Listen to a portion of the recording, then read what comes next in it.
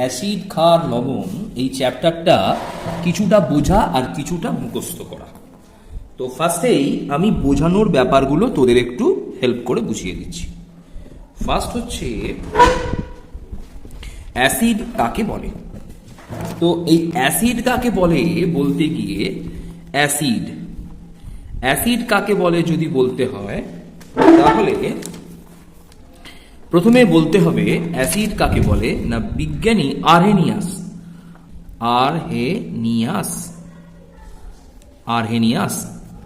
Arrhenius একটা তত্ত্ব দেন যে সমস্ত পদার্থ, এটা আমার নোট আছে, আমি জাস্ট ব্যাপারটা বোঝাচ্ছি, যে সমস্ত পদার্থ জলীয় মাধ্যমে H+ আয়ন উৎপন্ন করে তাকে অ্যাসিড বলে। এর থেকে আমরা এই তত্ত্বের এবং ক্ষার সম্বন্ধে আরেকটা তত্ত্ব দিয়েছিলেন যে একইভাবে যারা জলীয় মাধ্যমে, জলীয় কথাটা লেখা মাস্ট, জলীয় মাধ্যমে OH- আয়ন উৎপন্ন করে তাদের ক্ষার বলে। তো এই অ্যাসিডের এই তত্ত্বের উপর ভিত্তি করে আমরা অ্যাসিড ক্ষারগুলোকে একসঙ্গে পড়ে নেব, নোটে আলাদা আলাদা করে আছে। কিছু ত্রুটি পাওয়া গেল। ত্রুটি বলতে না, জলীয় মাধ্যমে H+ কখনো H+ রূপে থাকতে পারে না। কেন পারে না? না, জলীয় মাধ্যমে সবসময় একটা জল তো থাকেই, এই জলের অক্সিজেনের একটা লোন পেয়ার থাকে। লোন পেয়ার কটা থাকে? দুটো থাকে। অক্সিজেনের কটা লোন পেয়ার থাকে? দুটো লোন পেয়ার থাকে। এগুলো আমরা এইটে পড়েছিলাম, বন্ড পেয়ার আর লোন পেয়ার। এই একটা লোন পেয়ার এই হাইড্রোজেনকে, H+ কে, হাইড্রোজেন আয়নকে এই লোন পেয়ারটা দান করে দেয়। এই দানের মাধ্যমে এরা উৎপন্ন করে H3O+। কি করে উৎপন্ন করলো বুঝিয়ে দিলাম, কিন্তু প্লাসটা কার মাথায় হবে? অক্সিজেনের মাথায়। কেন হবে না, অক্সিজেন লোন পেয়ারটা দান করেছে, তাই লোন পেয়ার দান করলে ইলেকট্রন যদি কেউ দান করে তার মাথায় কত চার্জ হয়? প্লাস হয়।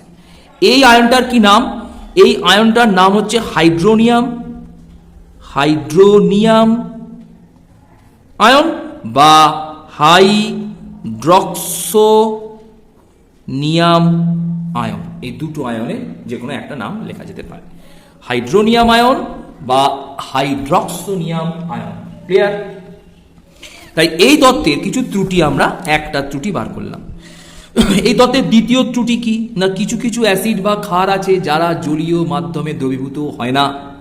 তাহলে তারা সেখানে জলের, বা আমরা সেখানে কোথাও জলীয় মাধ্যম পেলাম না, তাহলে সেই মাধ্যমের যদি জল না হয়ে অ্যাসিড বলা না যায়, তাই জল না থাকলে তাহলে আমরা সেই পদার্থকে কি বলতে পারবো না? অ্যাসিড বলতে পারবো না। তাই জল ছাড়া অ্যাসিড বা ক্ষার বলা যাচ্ছে না, এটাও একটা ত্রুটি। যার জন্য পরবর্তীকালে, তার মানে কি দেখলাম, আরহেনিয়াসের তত্ত্ব অনুসারে HCl যদি অ্যাসিড হয় তাহলে H+ আর Cl- আধান উৎপন্ন করবে। এই আধানের জন্যই এটা অ্যাসিড। কিন্তু বাস্তবে বলছে HCl জলের উপস্থিতিতে অ্যাসিড ধর্ম প্রকাশ করলে এখানে H3O+ Cl- এটা উৎপন্ন হয়, অর্থাৎ H+ আয়নের পরিবর্তে হাইড্রোনিয়াম আয়ন উৎপন্ন হচ্ছে। এরপর বিজ্ঞানী চলে এলো ব্রনস্টেড। ব্রনস্টেড বিজ্ঞানী ব্রনস্টেড এবং লাউরি বলে একজন বিজ্ঞানী আছে, লাউরি ব্রনস্টেড। তাদের তত্ত্ব অনুসারে অ্যাসিড কাকে বলবো না, অ্যাসিড হলো প্রোটন দাতা। প্রোটন কাকে বলে? H+ কে প্রোটন বলে। কেন বলে না, একটা হাইড্রোজেনের মধ্যে একটা প্রোটন ছিল, একটা ইলেকট্রন ছিল, কোনো নিউট্রন ছিল না। এখান থেকে যদি একটা ইলেকট্রনকে বার করে নেওয়া হয় তখনই হাইড্রোজেনটা ইলেকট্রন নির্গত হয়েছে বলে প্লাস আধানে পরিণত হবে, এবং সেই H+ আয়নের মধ্যে ইলেকট্রনটাও যদি চলে যায় তাহলে পড়ে থাকে একটা প্রোটন। তাই আমরা H+ কে নাম দিয়েছি প্রোটন। তার মানে একটা H+ একটা প্রোটন ছাড়া আর কিছুই থাকে না। তো এখানে এই তত্ত্বটা গ্রহণযোগ্য কিছুটা, কারণ এখানে মাধ্যম বলে কোনো প্রশ্ন এলো না, মাধ্যমের কোনো ফ্যাক্টর নেই। যারাই প্রোটন দান করবে তারাই অ্যাসিড, আর যারা প্রোটন গ্রহণ করবে তারাই হয়ে যাবে ক্ষার। ক্লিয়ার? যারা প্রোটন দান করবে তাদের প্রোটন দাতাকে আমরা নাম দিলাম শর্ট ফর্মে ব্রনস্টেড অ্যাসিড। এই অ্যাসিডগুলোর নাম কিন্তু স্পেশালি বলা হবে ব্রনস্টেড অ্যাসিড। আর যারা প্রোটন গ্রহণ করলো তাদের ব্রনস্টেড ক্ষার বলা হয় বি ফর ব্রনস্টেড, ক্ষারের ইংরাজি বেস, বিবি, বিএ আর বিবি। তারপর এই এরও কিছু ত্রুটি আস্তে আস্তে পাওয়া গেল। ত্রুটিগুলো তো ওতে আছেই নোটে, আশা করি, আর বলছি না। ব্রনস্টেডের কিছু ত্রুটি পাওয়া গেল, তো এখান থেকে কিছু কনসেপ্ট আমি তোদের শেখাচ্ছি। বলছে CH3COOH এটা একটা অ্যাসিড। এবার এই অ্যাসিডটা CH3COOH এ কি করে না, একটা প্রোটন দান করলো। এটাকে কি বললাম আমরা, শেখালাম প্রোটন দান করলো। তাহলে কি উৎপন্ন হলো, CH3COO-। বলছে যে প্রোটন দান করছে তাকে আমরা কি নাম দিলাম, Brønsted acid, BA, B for Brønsted, A for acid. Proton ত্যাগ করার পর যে পদার্থটা পড়ে রইল সেটাকে বলা হয় ক্ষার। ওই জন্য এটাকে বলা হয়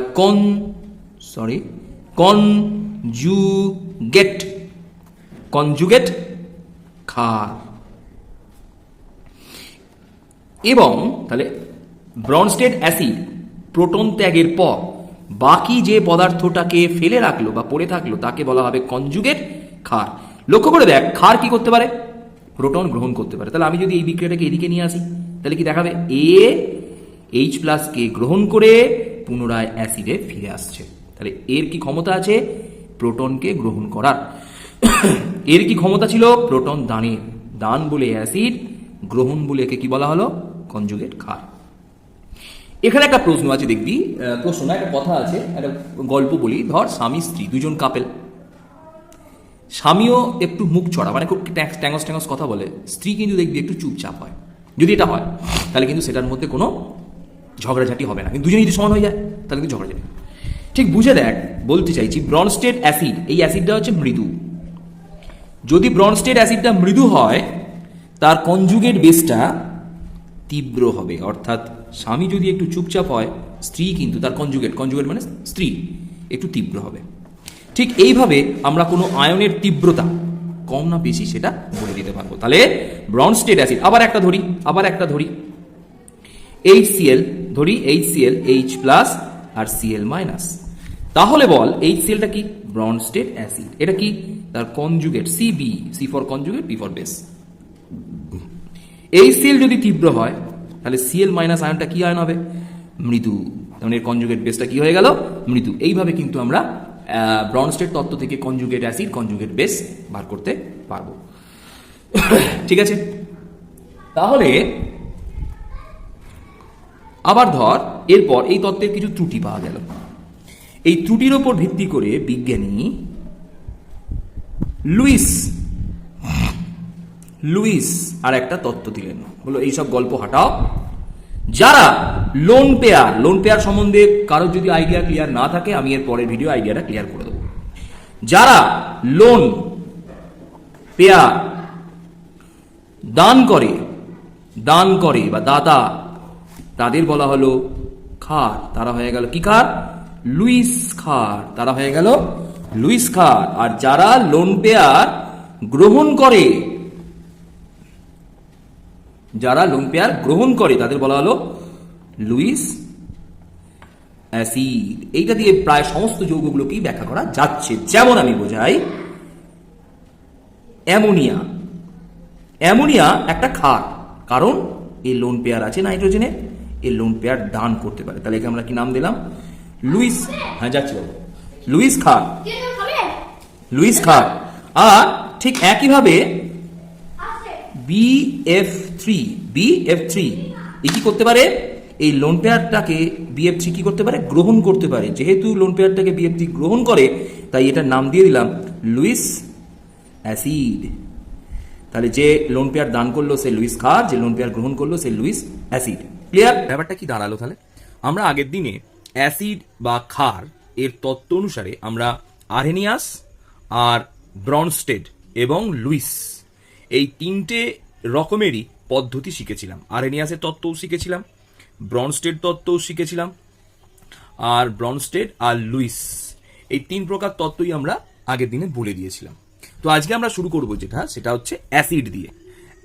ফার্স্টে আমরা শুরু করব অ্যাসিড দিয়ে, ঠিক আছে? তো অ্যাসিডের কিছু সাধারণ ধর্ম আছে। সেই সাধারণ ধর্মগুলো আমরা বইতে দাগ দিয়ে দিয়েছিলাম, তাহলে বই থেকে পড়তে হবে। তার মধ্যে আমি কিছু ধর্ম জাস্ট বলে দিচ্ছি। এর মধ্যে ধর্মগুলোকে আমরা দুভাগে ভাগ করব, ভৌত ধর্ম আর রাসায়নিক ধর্ম। ভৌত ধর্মের মধ্যে অ্যাসিড স্বাদে টক, অ্যাসিডের স্বাদে অ্যাসিড সাধারণত টক হবে, এটা অ্যাসিডের ভৌত ধর্ম। এবার রাসায়নিক ধর্মে চলে যাচ্ছি, বাকিগুলো তোরা কিন্তু পড়ে নিবি। হ্যাঁ, রাসায়নিক ধর্ম, কেমিক্যাল প্রপার্টিজ। কেমিক্যাল প্রপার্টিজগুলো কি হলো না, ফার্স্টেই লিখতে হবে যারা অ্যাসিড হবে, এই অ্যাসিডকে আবার আমরা দুভাগে ভাগ করতে পারি। একটা হচ্ছে খনিজ অ্যাসিড আর একটা হলো জৈব অ্যাসিড। তো একটুখানি বলে দিই, খনিজ অ্যাসিড মানে হচ্ছে যে সমস্ত অ্যাসিডগুলোর মূল মৌলটা খনিজাত, তাকে খনিজ অ্যাসিড বলা হয়। যেমন HCl, তারপর H2SO4, H3PO4, HNO3, এগুলোকে বলা হলো খনিজ অ্যাসিড। আর জৈব অ্যাসিড, একটা জিনিস আমি কথাটা বলে রাখছি, তোদের জেনে রাখ, যদিও তোরা এই গ্রুপটা সম্বন্ধে বায়োলজিতে ওয়াকিবহাল হয়েছিস, অ্যামাইনো অ্যাসিড। তো COOH, এই বন্ড, এটাকে বলে বন্ড COOH গ্রুপ, এটা গ্রুপ এক প্রকারের। হ্যাঁ, যে যৌগে থাকবে সেই সমস্ত যৌগগুলোকেই আমরা বলবো জৈব অ্যাসিড। এর একটা অপর নাম আছে, এর নাম হচ্ছে কার্বক্সিলিক অ্যাসিড। ঠিক আছে, তো আমরা ফার্স্টে রাসায়নিক ধর্মে চলে গেলাম। রাসায়নিক ধর্মের 1 নম্বরে লিখলাম সমস্ত অ্যাসিডগুলোই, সমস্ত অ্যাসিড, যেমন আবার এর মধ্যে একটুখানি বলে দিই, HCl কিন্তু হাইড্রাসিড, এর মধ্যে অক্সিজেন নেই, তাই এইগুলোকে বলা হলো হাইড্রাসিড।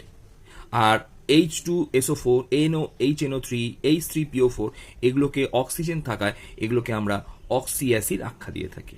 এগুলো একটু ভেতরের জিনিস, একবার করে বলে দিলাম। অক্সি অ্যাসিড আর এটা হলো হাইড্রাসিড। তো এই 1 নম্বরে যে সমস্ত অ্যাসিডগুলো, মানে অ্যাসিড, সমস্ত অ্যাসিডই তড়িৎ রাসায়নিক শ্রেণী পড়েছি, যার মাঝে আছে হাইড্রোজেন, আর ওপরে আছে সেই সো ম্যাগ, লিখিয়েছিলাম মনে করে দেখবি, এইটা পড়েছিলাম সো ম্যাগ ফি, তড়িৎ রাসায়নিক শ্রেণী আমরা জানি।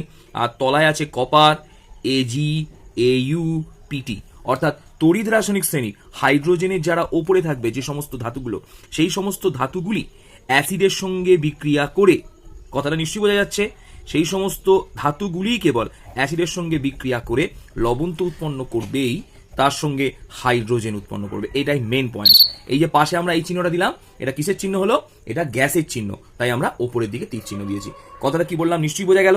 তড়িৎ রাসায়নিক শ্রেণীর, আমরা তড়িৎ রাসায়নিক শ্রেণী কিন্তু জানি, তড়িৎ রাসায়নিক শ্রেণীটা হচ্ছে, দেখ, সূত্রটা সো মানে সোডিয়াম, সো ম্যাগ MAZ, magnesium, aluminium, zinc, potassium, ম্যাগ ফি, এটা হলো তড়িৎ রাসায়নিক শ্রেণীর ওপরে থাকে। আর তারপর থাকে হাইড্রোজেন, তারপর থাকে কপার, তারপর থেকে Ag, তারপর Au, তারপর Pt। ওকে, তো তড়িৎ রাসায়নিক শ্রেণী হাইড্রোজেনের যারা উপরে থাকবে সেই সমস্ত ধাতুগুলোর সাথে অ্যাসিডের বিক্রিয়া করে লবণ উৎপন্ন তো হবে, এটা মেন পয়েন্টস নয়। এখানে আমাদের প্রয়োজন হচ্ছে হাইড্রোজেন উৎপন্ন করবে, তাই সমস্ত অ্যাসিডই হাইড্রোজেন উৎপন্ন করবে। কিন্তু কপারের সঙ্গে HCl এর বায়ুর উপস্থিতিতে যে বিক্রিয়াটা আছে, এই বিক্রিয়াটা প্রচন্ড ইম্পর্টেন্ট। এই বিক্রিয়াটা তোরা কিন্তু করে নিবি, বারবার বলে দিলাম। ঠিক আছে, HCl এর সঙ্গে বায়ুর বিক্রিয়া, ব্যালেন্স সমেত তোরা বিক্রিয়াটা করে নিবি। বিক্রিয়াটা আমি দাগ দিয়ে দিয়েছি, তবু একবার বলে দিলাম। বিক্রিয়াটা হচ্ছে 2 কপার আর 4 HCl।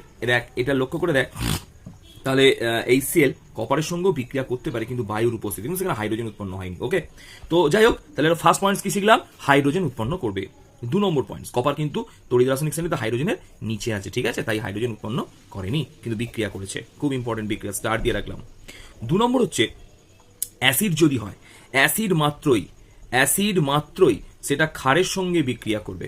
অ্যাসিড মানেই বেস মানে ক্ষারের সঙ্গে বিক্রিয়া করে উৎপন্ন করবে সল্ট আর ওয়াটার। তাহলে অ্যাসিড প্লাস ক্ষার সমান লবণ প্লাস জল, এই কথাটা ফার্স্ট সেকেন্ডের মনে রাখতে হবে। অর্থাৎ অ্যাসিড যদি হয় তাহলে সেটা ক্ষারের সঙ্গে বিক্রিয়া করে লবণ এবং জল উৎপন্ন করবে। আমি সবগুলো কিন্তু বলবো না। এরপরে স্টার, প্রচন্ড স্টার, যদি অ্যাসিড হয়, সেই অ্যাসিড কার্বনেট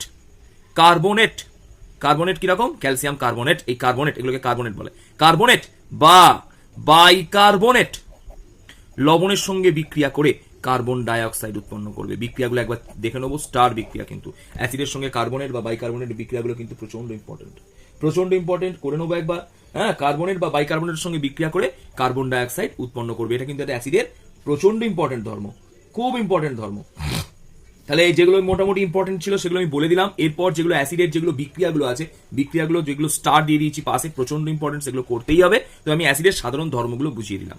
এবার আমি ক্ষারে চলে যাচ্ছি। ক্ষার, এই ক্ষার মানে হচ্ছে ক্ষার ঠিক অ্যাসিডের উল্টো। অর্থাৎ অর্থাৎ যে সমস্ত যৌগগুলো অ্যাসিডের সঙ্গে বিক্রিয়া করে, অ্যাসিডের সঙ্গে যে সমস্ত যৌগগুলো বিক্রিয়া করে লবণ এবং জল উৎপন্ন করবে তা কি বলবো? ক্ষার। এবার প্রশ্ন হচ্ছে স্যার ক্ষার আর ক্ষারকের কি ব্যাপার? এটা ক্ষারও হতে পারে, ক্ষারকও হতে পারে, জেনে রাখ। তাহলে ক্ষার বা ক্ষারক উভয়ই অ্যাসিডের সঙ্গে বিক্রিয়া করে লবণ এবং জল উৎপন্ন করবে। আসছি ক্ষার আর ক্ষারকের ব্যাপারটা। তাহলে ক্ষারক অ্যাসিডের সঙ্গে বিক্রিয়া করে কি উৎপন্ন করে? লবণ ও জল। ক্ষারও অ্যাসিডের সঙ্গে বিক্রিয়া করে উৎপন্ন করবে লবণ ও জল। তো যাই হোক, আমরা রে ভিডিওটা কি অফ হয়ে গেছে নাকি রে? তো অ্যাসিডের সঙ্গে বিক্রিয়া করে কি উৎপন্ন করলো না ক্ষারক বা ক্ষার উভয়ই উৎপন্ন করলো লবণ এবং জল উৎপন্ন হলো। ক্লিয়ার? এইবার আমরা চলে আসছি তাহলে ক্ষার আর ক্ষারক কাকে বলে? তাহলে ক্ষারক মানে অ্যাসিডের সঙ্গে বিক্রিয়া করে লবণ এবং জল উৎপন্ন করবে। কিন্তু ক্ষার কাকে বলে? না যে সমস্ত ক্ষারকগুলো, যেমন একটা উদাহরণ দিই, HCl একটা অ্যাসিড, তার সঙ্গে NaOH একটা ক্ষারক বা ক্ষার, এরা বিক্রিয়া করে উৎপন্ন করলো লবণ হচ্ছে NaCl প্লাস জল। একটা কথা এইটে শিখিয়েছিলাম, আবার একবার বলছি, এর বাঁদিক এর ডান দিকের সঙ্গে বিক্রিয়া করে, মনে রাখবি, আর এর বাঁদিক এর ডান দিকের সঙ্গে বিক্রিয়া করে। এইভাবে লবণ ও জলের বিক্রিয়াটা ঘটে। ক্লিয়ার? কি বললাম? এই যৌগের বাঁদিকে থাকা এই যৌগের ডান দিকে থাকা বিক্রিয়া করবে, এই যৌগের বাঁদিকে থাকা এই যৌগের ডান দিকে থাকা বিক্রিয়া করবে। এইভাবে দেখ লবণ ও জলটা উৎপন্ন হয়েছে। খুব একটা ট্রিপস দিয়ে দিলাম। তো যাই হোক, তাহলে এটা আমরা কি পেলাম না ক্ষার বা ক্ষারক। এটা কি পেলাম? এটা পেলাম ক্ষারক। বলছি তাহলে এটাকে আমি ক্ষার কেন ধরবো? না NaOH দেখবো জলে দ্রবীভূত হয়, দ্রবীভূত হয়ে যায়। তাই NaOH যেহেতু অ্যাসিডের সঙ্গে বিক্রিয়া করেছে, তাই NaOH কে আমরা ক্ষারকও বলতে পারি। আবার NaOH জলে দ্রবীভূত হয়েছে, তাই NaOH কে আমরা ক্ষারও বলতে পারি। তাহলে যে সমস্ত ক্ষারক জলে দ্রবীভূত হয় তাদের আমরা বলি ক্ষার। তাহলে ক্ষারক ব্যাপারটা কি শুধু দাঁড়ালো না, কিন্তু যে সমস্ত ক্ষারক, যে সমস্ত ক্ষারক যেমন অ্যালুমিনিয়াম হাইড্রক্সাইড অ্যাসিডের সঙ্গে বিক্রিয়া করলো, তাহলে কি বলেছি? এর বাঁদিক এর ডান দিক, আর এর ডান দিক এই এর বাঁদিক এর ডান দিক। ক্লিয়ার? তো অ্যালুমিনিয়াম কি উৎপন্ন হলো? ক্লোরাইড। কি করে করলাম? না অ্যালুমিনিয়ামের যোজ্যতা 3, তাহলে ক্লোরিন হবে 3টে, তাহলে এখানে 3HCl হলো। আর এখানে 3টে আছে, এখানে 3টে, তাহলে 3H আর 3OH মিলে হয়ে গেল 3H2O। কিভাবে ব্যালেন্সটা করলাম নিশ্চয়ই বুঝতে পারা গেল। এবার প্রশ্ন হচ্ছে, তাহলে অ্যালুমিনিয়াম হাইড্রক্সাইড যেহেতু অ্যাসিডের সঙ্গে বিক্রিয়া করছে, তাই এটাকে আমরা ক্ষারক বলতে পারি, বলি। কিন্তু অ্যালুমিনিয়াম হাইড্রক্সাইডকে যদি আমরা জল যোগ করি, এই জলে অদ্রবীভূত অবস্থায় থাকবে। যেহেতু এটা জলে অদ্রবীভূত অবস্থায় থাকে, তাই আমরা একে ক্ষার বলতে পারলাম না। তাই অ্যালুমিনিয়াম হাইড্রক্সাইড ক্ষারক হলেও অ্যালুমিনিয়াম হাইড্রক্সাইড কিন্তু ক্ষার নয়।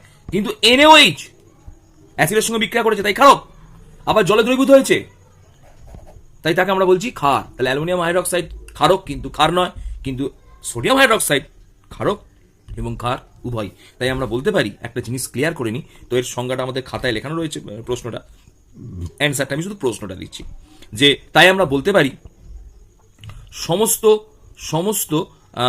ক্ষারই ক্ষারক, কিন্তু সমস্ত ক্ষারক ক্ষার নয়। প্রচন্ড ইম্পর্টেন্ট ব্যাখ্যা আসতে পারে। সমস্ত ক্ষারই ক্ষারক, কিন্তু সমস্ত ক্ষারক ক্ষার নয়, এর ব্যাখ্যাটা কিন্তু আসতে পারে। ক্লিয়ার? তো যেমন এবার ব্যাখ্যাটা তোরা বই থেকে করে নিবি, বা আমার নোটে বোধহয় লেখানো আছে, ব্যাখ্যাটা দেখে নিবি। এখানে তো বোঝালাম যেমন সমস্ত ক্ষারই ক্ষারক। আচ্ছা, এটা দেখে নি, NaOH ক্ষার, আবারও ক্ষারক, কিন্তু ক্ষারক হলেই ক্ষার হবে এমন কোনো কথা নেই। যেমন অ্যালুমিনিয়াম হাইড্রক্সাইড ক্ষারক, কিন্তু ও ক্ষার নয়। তার মানে দেখলাম যে ক্ষারক সে ক্ষার হবে, কিন্তু যে ক্ষার সে ক্ষারক, সমস্ত ক্ষারই ক্ষারক, যে ক্ষার সে ক্ষারক হবেই। তার মানে NaOH ক্ষার ছিল, ও ক্ষারক হলো, কিন্তু ক্ষারক হলেই যে ক্ষার হবে এমন কোনো কথা নেই। যেমন অ্যালুমিনিয়াম হাইড্রক্সাইড ক্ষারক কাকে বললাম? যারা অ্যাসিডের সঙ্গে বিক্রিয়া করে লবণ জল উৎপন্ন করে, কিন্তু জলে দ্রবীভূত হয় না, তারা ক্ষার নয়। তাই অ্যালুমিনিয়াম হাইড্রক্সাইড ক্ষারক হলেও ক্ষার নয়। সেই জন্য সমস্ত ক্ষারকই ক্ষার হবে এমন কোনো কথা নেই। কেন? না যে সমস্ত ক্ষারকগুলো জলে দ্রবীভূত হয় না তারা ক্ষার নয়। ব্যাস, এই তো ক্লিয়ার অ্যান্সার হয়ে গেল। তো যাই হোক, এরপরে আমরা চলে আসছি অ্যাসিড ক্ষারের ব্যাপারটা শিখলাম। তো ক্ষারের কিছু ওইভাবে ধর্ম আছে, ক্ষারের কিছু ভৌত ধর্ম আছে। ধর্মকে আমরা দুভাগে ভাগ করি। ভৌত ধর্ম 1 নম্বরে লিখছি, ভৌত ধর্মের 1 নম্বরে লিখছি ক্ষার সাধারণত কষাটে ধর্ম, কষা ধর্ম, সারে কষা, এবং 2 নম্বর হচ্ছে পিচ্ছিল প্রকৃতির। পিচ্ছিল, দেখবি সাবান যেহেতু ক্ষার, তাই সাবানকে হাত দিলে পিচ্ছিল মনে হয়, ঠিক আছে? তাই ভৌত ধর্মে আমরা কি চলে এলাম না, কষা এবং পিচ্ছিল প্রকৃতির। আর এর আরেকটা ধর্ম আছে কিন্তু, ক্ষার কিন্তু ত্বকে, যেমন অ্যাসিডকে আমি বলিনি, অ্যাসিড ত্বকের সংস্পর্শে এলে ত্বকের ক্ষতি করতে পারে, সেরকম তীব্র ক্ষারও ত্বকের সংস্পর্শে এলে ত্বকের ক্ষতি করতে পারে। এটাকে বলা হয় অ্যালকালি বার্ন। অ্যালকালি বার্ন, তাহলে এটাকে বলা অ্যালকালি বার্ন। আর যদি অ্যাসিড ত্বকের সংস্পর্শে আসে তখন তাকে বলা হবে অ্যাসিড বার্ন। এই সাধারণত অ্যালকালি বার্ন বা অ্যাসিড বার্নের ঘটনায় আমরা জল দিয়ে দ্রবীভূত করব, ঠিক আছে? এরপর অ্যালকালি বার্ন হলে আমরা 1% ভিনিগার, যেটা হচ্ছে আর কি, বা অ্যাসিডিক অ্যাসিডের দ্রবণ ব্যবহার করতে পারি। এটাকে অ্যাসিড অ্যাসিডের সংকেত। 1% অ্যাসিডিক অ্যাসিডের দ্রবণ দিয়ে ধোয়া যেতে পারে। আর যদি অ্যাসিড বার্ন হয়, মানে ত্বকের সংস্পর্শে যদি আমাকে একটুখানি অ্যাসিড পড়ে যায়, তখন ত্বকটা যদি ফোসকা পড়ে যায়, তখন সেটাকে বলা হবে অ্যাসিড বার্ন। এই অ্যাসিড বার্নের ক্ষেত্রে আমরা প্রথমে জল দিয়ে দেবো, তারপর 1% সোডিয়াম বাইকার্বনেট। সোডিয়াম বাইকার্বনেট হচ্ছে খাবার সোডা, বাইকার্বনেট। সোডিয়াম বাইকার্বনেট দিয়ে ধুলেও আমরা সেটা পরিষ্কার হয়ে যেতে পারে, মানে সেই জায়গাটা অ্যালকালি বার্ন থেকে কিছুটা মুক্ত হতে পারে, ঠিক আছে? এরপরের প্রশ্ন হচ্ছে এই হচ্ছে ক্ষারীয়, ক্ষারের রাসায়নিক ধর্ম। রাসায়নিক ধর্ম, তো ক্ষারের রাসায়নিক ধর্মের মধ্যে ফার্স্ট পয়েন্টস তো আমরা পেয়েই গেছি, যে ক্ষার অ্যাসিডের সঙ্গে বিক্রিয়া করে ক্ষার লবণ এবং জল উৎপন্ন করবে, ঠিক আছে? অ্যাসিডের সঙ্গে বিক্রিয়া করে ক্ষার লবণ এবং জল উৎপন্ন করবে, ফার্স্ট পয়েন্টস। 2 নম্বর হচ্ছে যে ক্ষারের ধর্ম আরেকটা ইম্পর্টেন্ট হচ্ছে, ক্ষারের মধ্যে সর্বদা OH গ্রুপ থাকবে, বা ক্ষার একটুখানি বলে দিই, ওটা অ্যাসিডের ক্ষেত্রে বলিনি, ক্ষার OH গ্রুপযুক্ত ধাতব যৌগ বা ধাতব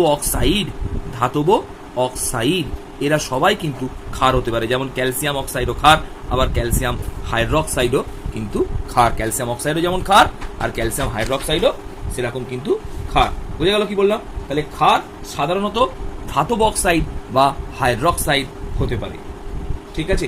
এবার আমরা ক্ষারের মোটামুটি এইগুলোই হবে। সুতরাং ক্ষারের আর বিশেষ কিছু ধর্ম বললাম না, তোরা এবার টুকটাক যেগুলো আছে একটুখানি পড়ে নিবি।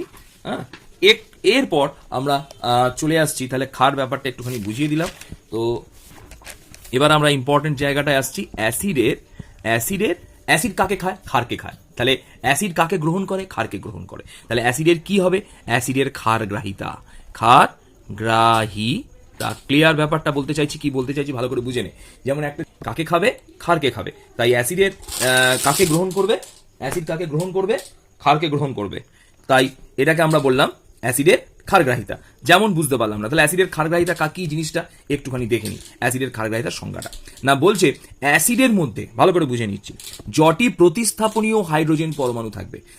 ক্ষারগ্রাহিতা মানে হচ্ছে, ধরি একটা অ্যাসিডের একটা অ্যাসিডের যটা হাইড্রোজেন থাকবে প্রতিস্থাপনযোগ্য, সেই প্রতিস্থাপনযোগ্য হাইড্রোজেনকেই বলা হবে যে অ্যাসিডের ক্ষারগ্রাহিতা। যেমন আমি একটুখানি বলি, যেমন ধর HCl এর ক্ষারগ্রাহিতা হচ্ছে 1, কেন? এর মধ্যে একটা প্রতিস্থাপনযোগ্য হাইড্রোজেন আছে। তাহলে প্রতিস্থাপনযোগ্য হাইড্রোজেন বুঝবো কি করে? আসছি, H2SO4 এর ক্ষারগ্রাহিতা কত? 2, কারণ এর মধ্যে দুটো হাইড্রোজেন আছে। H3PO4 এর মধ্যে কটা হাইড্রোজেন আছে? 3টে হাইড্রোজেন আছে। এইভাবে দেখা গেল যে সমস্ত অ্যাসিডে প্রতিস্থাপনীয় হাইড্রোজেন সংখ্যা যটি, সেই সংখ্যা দ্বারা আমরা অ্যাসিডের ক্ষারগ্রাহিতাকে প্রকাশ করতে পারি, একটা পদ্ধতি আর কি। কিন্তু আবার ধর CH3COOH এটা একটা অ্যাসিড, এর মধ্যে কটা হাইড্রোজেন আছে একবার চেক করে নি। একটা হাইড্রোজেন আর 3টে, মোট কটা হাইড্রোজেন? 4টে। তাহলে এর কি ক্ষারগ্রাহিতা 4? না। এই যে 3টে হাইড্রোজেন দেখলাম, এই 3টে হাইড্রোজেন প্রতিস্থাপনযোগ্য নয়। তাহলে শুধু প্রতিস্থাপনযোগ্য হাইড্রোজেন কটা? একটা। তাই এর ক্ষারগ্রাহিতা কত? 1। তাহলে ক্ষারগ্রাহিতা এই প্রতিস্থাপনযোগ্য হাইড্রোজেন বুঝবো কি করে? না, যে সমস্ত হাইড্রোজেনগুলি ধাতু বা ধাতুর মতো আচরণকারী মূলক দ্বারা প্রতিস্থাপিত হবে, এই কথাটা প্রচন্ড ইম্পর্টেন্ট, সেই সমস্ত হাইড্রোজেনগুলোকেই আমরা বলবো প্রতিস্থাপনীয় হাইড্রোজেন, আর প্রতিস্থাপনীয় হাইড্রোজেনের সংখ্যা দ্বারাই ক্ষারগ্রাহিতা প্রকাশ করা যাবে। এছাড়াও ক্ষারগ্রাহিতা প্রকাশের আর একটা উপায় আমি বলে দিচ্ছি না, কোন অ্যাসিড যত অণু এক আম্লিক ক্ষারের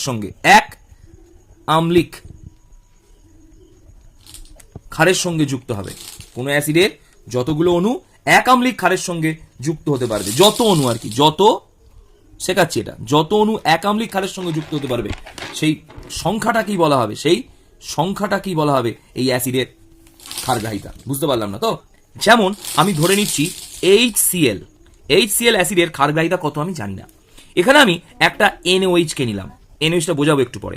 NaOH এর অম্লগ্রাহিতা 1, কি করে অম্লগ্রাহিতা একটু পরে শেখাচ্ছি। তো অম্লগ্রাহিতা এখানেই বলে দিই না, একটা ক্ষারের মধ্যে ডাইরেক্ট যটা OH গ্রুপ থাকবে সেই সংখ্যাটা কি বলা হবে, ক্ষারের অম্লগ্রাহিতা। ব্যাপারটা ভালো করে বুঝে নি, অ্যাসিড হলে তার ক্ষারগ্রাহিতা, অ্যাসিড ছেলে মেয়েকে খায়, মেয়ে ছেলেকে খায়, এরকম আর কি। অর্থাৎ অ্যাসিড হলে সে কাকে গ্রহণ করবে, ক্ষারকে, তাই অ্যাসিডের কি হবে, ক্ষার গ্রাহিতা, উল্টোটা কিন্তু।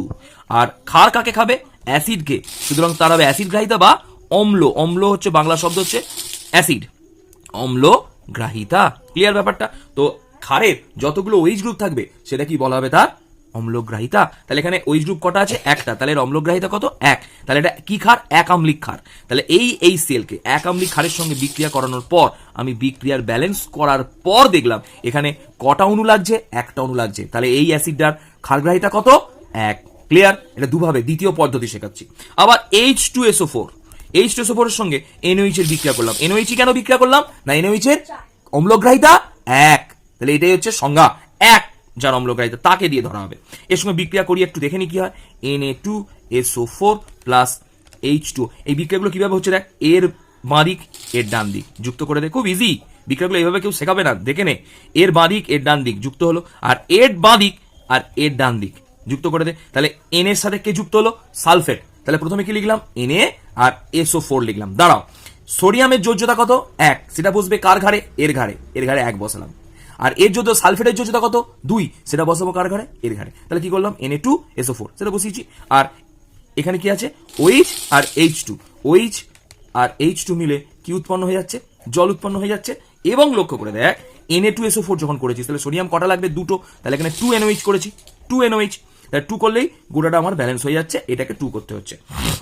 ব্যালেন্সটা এবার করে নিবি, খুব ইজি করে দিলাম ব্যালেন্সটা। তো দেখা গেল, লক্ষ্য করে দেখ এবার, যে H2SO4 এর সঙ্গে NaOH এর বিক্রিয়া করানোর সময় এখানে ক অণু NaOH লেগেছে, 2 অণু, তাহলে সংখ্যা কত, 2টি। তাহলে H2SO4 এর ক্ষারগ্রাহিতা কত হবে, H2SO4 এর ক্ষারগ্রাহিতা হবে 2। তাহলে এক আম্লিক ক্ষারের সঙ্গে যত সংখ্যক ক্ষারের সঙ্গে বিক্রিয়া করবে সেই সংখ্যাটা কি বলা হতে পারে, তার ক্ষারগ্রাহিতা। এভাবেও কিন্তু আমরা ক্ষারগ্রাহিতা করতে পারি, শিখে রাখলাম দুভাবেই। ঠিক আছে? তাহলে অ্যাসিডের ক্ষারগ্রাহিতা কাকে বলে আমি বুঝে গেলাম। ক্লিয়ার? এরপর চলে আসছি ক্ষারের অম্লগ্রাহিতা। অম্লগ্রাহিতা, ক্ষারের অম্লগ্রাহিতা। ক্ষারের অম্লগ্রাহিতা কিভাবে বুঝবো না, ক্ষারের অম্লগ্রাহিতা বুঝতে গেলে একটুখানি বুঝে নি। একটা ক্ষারে ডাইরেক্ট যতগুলো OH গ্রুপ থাকবে সেই সংখ্যাটাকেই বলা হবে তার অম্লগ্রাহিতা। তাহলে এটা খুব ইজি না, এটা প্রচন্ড ইজি। তাহলে যটা OH গ্রুপ থাকবে সেটাকেই বলা হবে তার অম্লগ্রাহিতা, এটা একদম সোজা। কিন্তু যখন কোনো ক্ষারের OH গ্রুপ না থাকবে তখন সেই ক্ষারগুলোকে চিনব কি করে? তখন সেই ক্ষারগুলোকে চেনার উপায় হচ্ছে, বুঝিয়ে দিয়ে বা ক্লিয়ার করে দিই। তোকে বললো যে স্যার এই একটা ক্ষার, এটা ক্ষার কি করে বুঝলি না, এতে OH গ্রুপ আছে, কটা OH গ্রুপ আছে, তাহলে এটা ক্ষার। OH গ্রুপ থাকলে ক্ষার, তাহলে ধাতব OH গ্রুপ থাকলেই তাকে বলা হবে ক্ষার। তো এবার প্রশ্ন হচ্ছে, তাহলে এতে OH গ্রুপ আছে, তাহলে ক্ষার, তাহলে এর মধ্যে OH গ্রুপ কটা আছে, 2, তাহলে অম্লগ্রাহিতা কত, 2। আচ্ছা, NaOH, এতে OH গ্রুপ আছে, তাহলে ক্ষার, এর মধ্যে কটা OH গ্রুপ আছে, একটা, অম্লগ্রাহিতা 1। ঠিক আছে, Na2O, এই রে আর তো বলা যাচ্ছে না, Na2O তে তো কোনো OH গ্রুপ নেই, তাহলে এটা কি করে হবে না, এর জন্য বা ক্যালসিয়াম অক্সাইড, স্যার এটা কি করে করবো, এখানে তো OH গ্রুপ নেই, তাহলে এটা ক্ষার কি করে বুঝলেন না, ধাতব অক্সাইড গুলোই ক্ষার, অনেকবার শিখিয়ে দিয়েছি। ঠিক আছে, ব্যতিক্রম ক্রোমিয়াম ট্রাইঅক্সাইড, এরা কিন্তু ধাতব অক্সাইড হলো আম্লিক। ম্যাঙ্গানিজ হেপ্টক্সাইড, এগুলো ব্যতিক্রম বলে দিলাম। ধাতব অক্সাইড হলো ম্যাঙ্গানিজ ধাতব অক্সাইড হলো ম্যাঙ্গানিজ হেপ্টক্সাইড, ধাতব অক্সাইড হলো এটা কি, এটা হচ্ছে আম্লিকের ব্যতিক্রম, দরকার নেই জানা না, জাস্ট বলে রাখলাম, ভিডিওগুলো রাখলে কিন্তু পরেও পাবি, এটা হচ্ছে মেন ব্যাপার। তো এবার হচ্ছে স্যার তাহলে কি করে বুঝবো না এর অম্লগ্রাহিতা কি করে পাবো? দেখ এবার বলি, অম্লগ্রাহিতা জানা যেমন একটা সোজা উপায় বলেছি, আর একটা প্রসেস আছে, প্রসেস হচ্ছে যে কোনো ক্ষার বা ক্ষারক যত সংখ্যক এক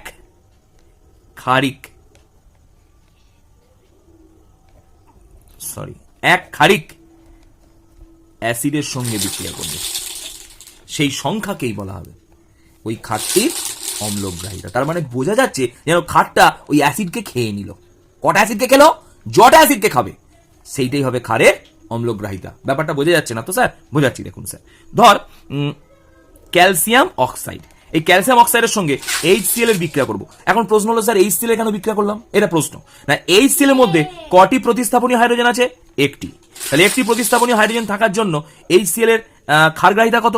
HCl এর ক্ষারগ্রাহিতা 1। তার মানে আমি এখানে HCl টা কি অ্যাসিড নিয়েছি? এক ক্ষারিক অ্যাসিড। ক্ষারগ্রাহিতা যত তাকে বলা হবে তত ক্ষারিক অ্যাসিড। তাহলে HCl কে আমি কত ক্ষারিক অ্যাসিড নিয়েছি? এক ক্ষারিক অ্যাসিড নিয়েছি। তাহলে ক্যালসিয়াম অক্সাইডের সঙ্গে HCl এর যখন বিক্রিয়া করাচ্ছি তখন বিক্রিয়ার ব্যালেন্স করানোর পর দেখ শিখেছি এর বাঁ দিক এর বাঁ দিক, এর ডান দিক, ক্লিয়ার? তাহলে কার সঙ্গে কার যুক্ত হলো? ক্যালসিয়াম আর ক্লোরিন। যারা বুঝতে পারছিস না আবার দেখ, ক্যালসিয়াম আর ক্লোরিন, ক্যালসিয়ামের যোজ্যতা কত? 2, সেটা যাবে ক্লোরিনের গায়ে। ক্লোরিনের যোজ্যতা কত? 1, সেটা যাবে এর গায়ে। এর বাকিটা কি হয়ে যাবে? H আর O মিলে উৎপন্ন করবে, সবসময় শিখিয়ে দিয়েছি, H আর O মিলে উৎপন্ন করবে সবসময় জল। এবার ব্যালেন্সটা করে নিতে হবে তোকে। ক্লোরিন কটা করেছিস? 2টো। তাহলে এখানে ক্লোরিন কটা আছে? একটা। তাহলে কত দিলে 2 হবে? টোটাল 2 করে দিলাম। এবার লক্ষ্য করে দেখ ব্যালেন্সটা মিলে গেছে। তুই ব্যালেন্সগুলো করে দেখে নে, চেক করে নে, আর ব্যালেন্সটা সূত্রপাতটা শিখলাম। দিকে পাশে করা যায় না গো, পড়াচ্ছি যে। এবার তাহলে ক্যালসিয়াম অক্সাইড প্লাস 2HCl, তাহলে এখানে HCl নামক এক ক্ষারিক অ্যাসিডটি মানে কটা অণু নিয়েছি? 2 অণু। সংখ্যা কত? 2টো। তাহলে এর অম্লগ্রাহিতা মানে কটা অ্যাসিডকে খেলো?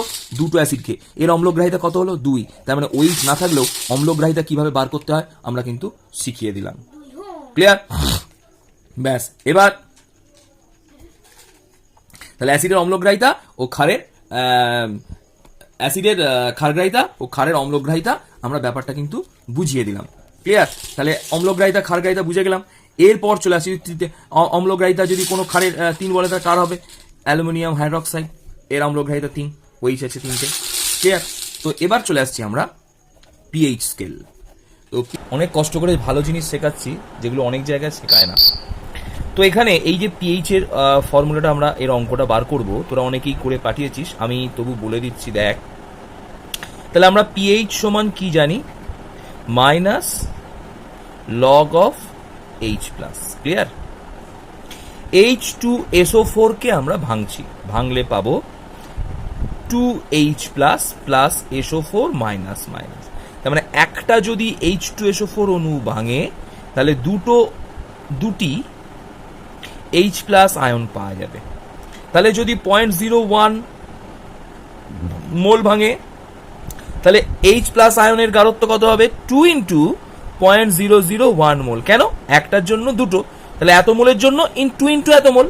তাহলে অ্যান্সারটা দাঁড়ালো 0.002 মোল, 0.002 মোল দাঁড়ালো। তাহলে H প্লাসের গাঢ়ত্ব আমরা পেয়ে গেলাম। যেহেতু এটা দ্বিক্ষারিক অ্যাসিড তাই এর যা মোলারিটি থাকবে H প্লাসের গাঢ়ত্ব হয়ে যাবে তার দ্বিগুণ।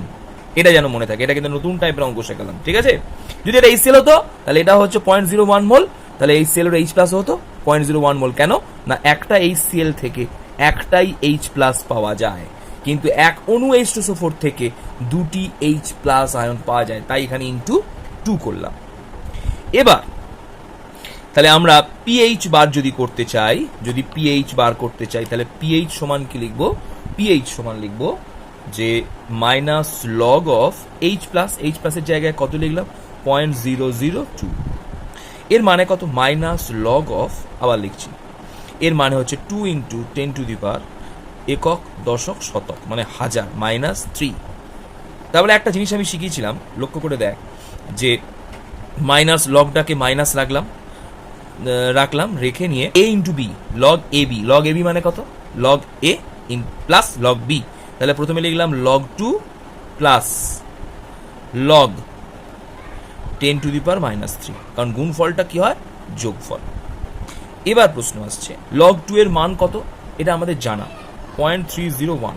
তাহলে লগ 2 এর মান লিখলাম 0.301, মাইনাস আছে কিন্তু ফার্স্টে, প্লাস থার্ড ব্র্যাকেটে দিলাম প্লাস লগের মাথায় যে পাওয়ারটা থাকবে সেটা কোথায় চলে আসে? সামনে।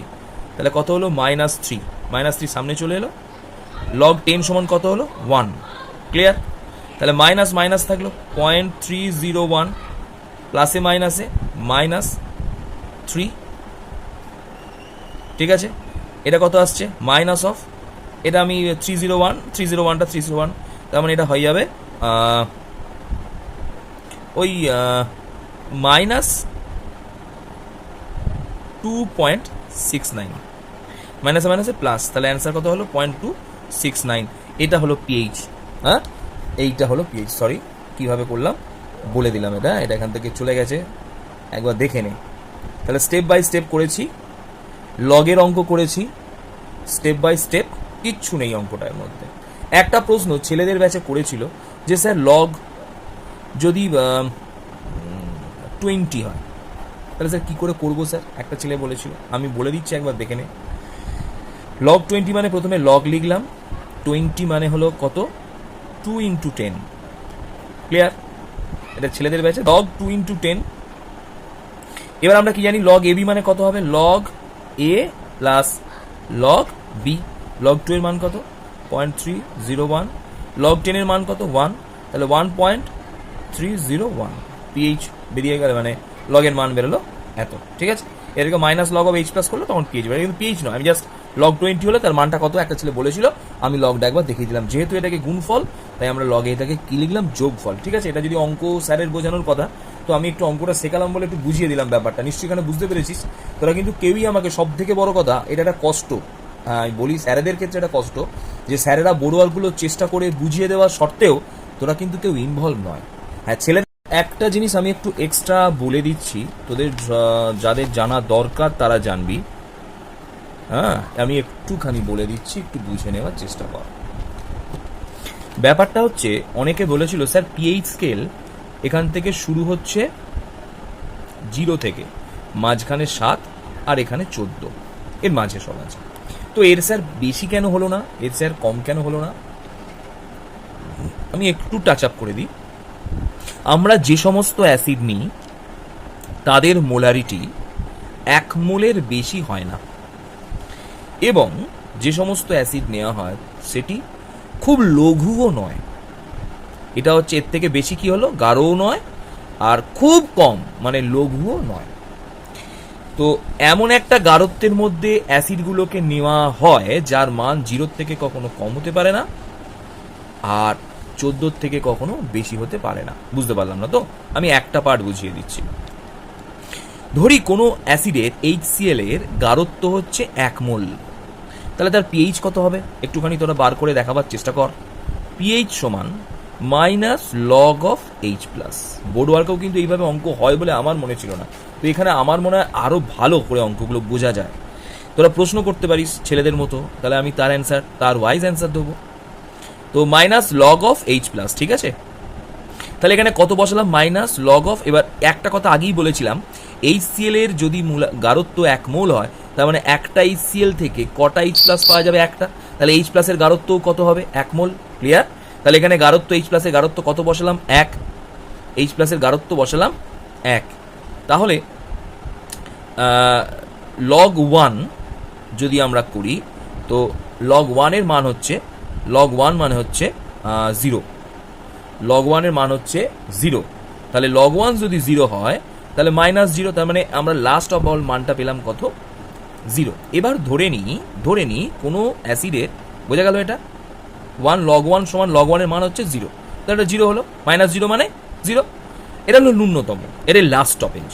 যদি কোনো অ্যাসিডের মোলার গাঢ়ত্ব 10 মোল হয়, তাহলে তার H প্লাসের মোলার গাঢ়ত্ব যদি HCl হয়, ধরে নিচ্ছি, তাহলে H প্লাসের মোলার গাঢ়ত্ব 10 মোল, তাহলে তখন তার পিএইচ কত হবে? PH minus log of H plus. তাহলে মাইনাস লগ অফ H প্লাসের গাঢ়ত্ব কত? 10। তাহলে লগ 10 সমান কত হলো? 1। তাহলে লগ 10 যদি 1 হয় তাহলে -1, তাহলে 10 মোল হলেই অ্যান্সারটা কত চলে আসছে -1। 10 মোল হবে না, বলেছিলাম গাঢ়ত্ব সর্বাপেক্ষা 1 মোল হলে এটা মাপা যাবে। বোঝা গেল? মোলারিটি 1 মোল পর্যন্ত মাপা যাবে। তাই আমরা এটা -1 পাচ্ছি, তাহলে এটা তো আমরা 0 থেকে কম পেলাম রে, তাই না? তো এটা ধরা যাবে কি না? তার মানে খুব গাঢ়ত্বযুক্ত অ্যাসিডের ক্ষেত্রেও পিএইচ নির্ণয় করা যায় না, এবং খুব লঘু অ্যাসিডের ক্ষেত্রেও বা ক্ষারের ক্ষেত্রেও পিএইচ নির্ণয় করা যায় না। ক্লিয়ার? এটা বুঝিয়ে রাখলাম, যার দরকার সে বুঝবি, যার দরকার নেই সে বুঝবি না। যেমন রেজমিদের দিদিরা এখন এগুলো শিখেছে, হ্যাঁ 12-এ 11-এ শিখেছে এগুলো, নাকি না 12-এ শিখেছে এগুলো। তো যাই হোক, পিএইচ না পিএইচ 12-এ আছে, 12-এ শিখেছে।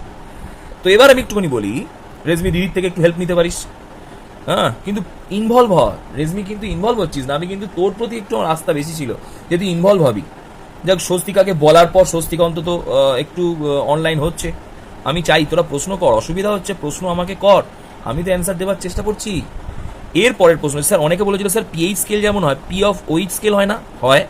একটা ছোট্ট কথা বলে রাখি, pH plus P of OH সমান 14, এটা সবাই মনে রাখবি।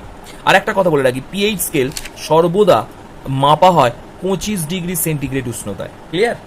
25 ডিগ্রি সেন্টিগ্রেড উষ্ণতায় পিএইচ স্কেলটা সবসময় মাপা, এটা কনভেনশন, তো এটা ধরে নেওয়া হয়।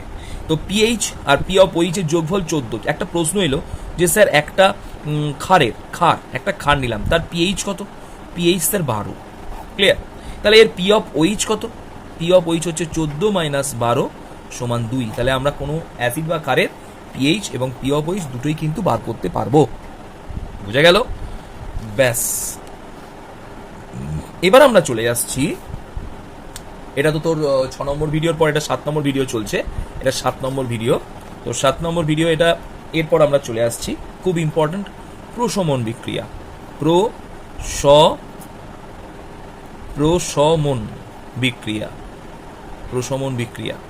প্রশমন বিক্রিয়া বা প্রশমন বিক্রিয়া। আচ্ছা, প্রশমন বিক্রিয়াটা কি আগে বুঝে নি।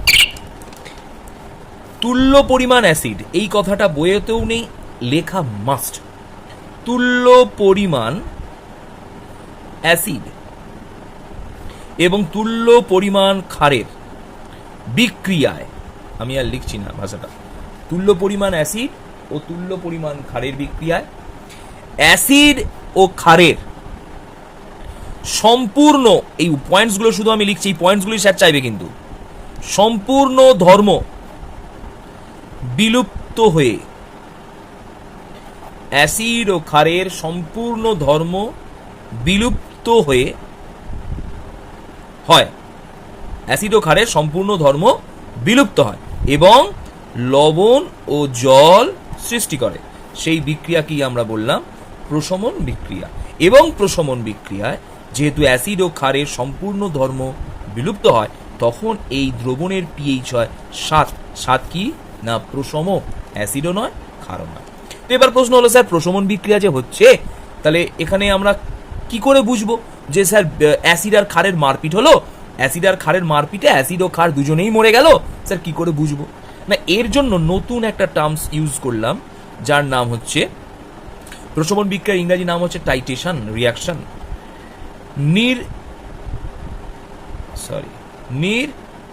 নির্দেশক, ইন্ডিকেটর,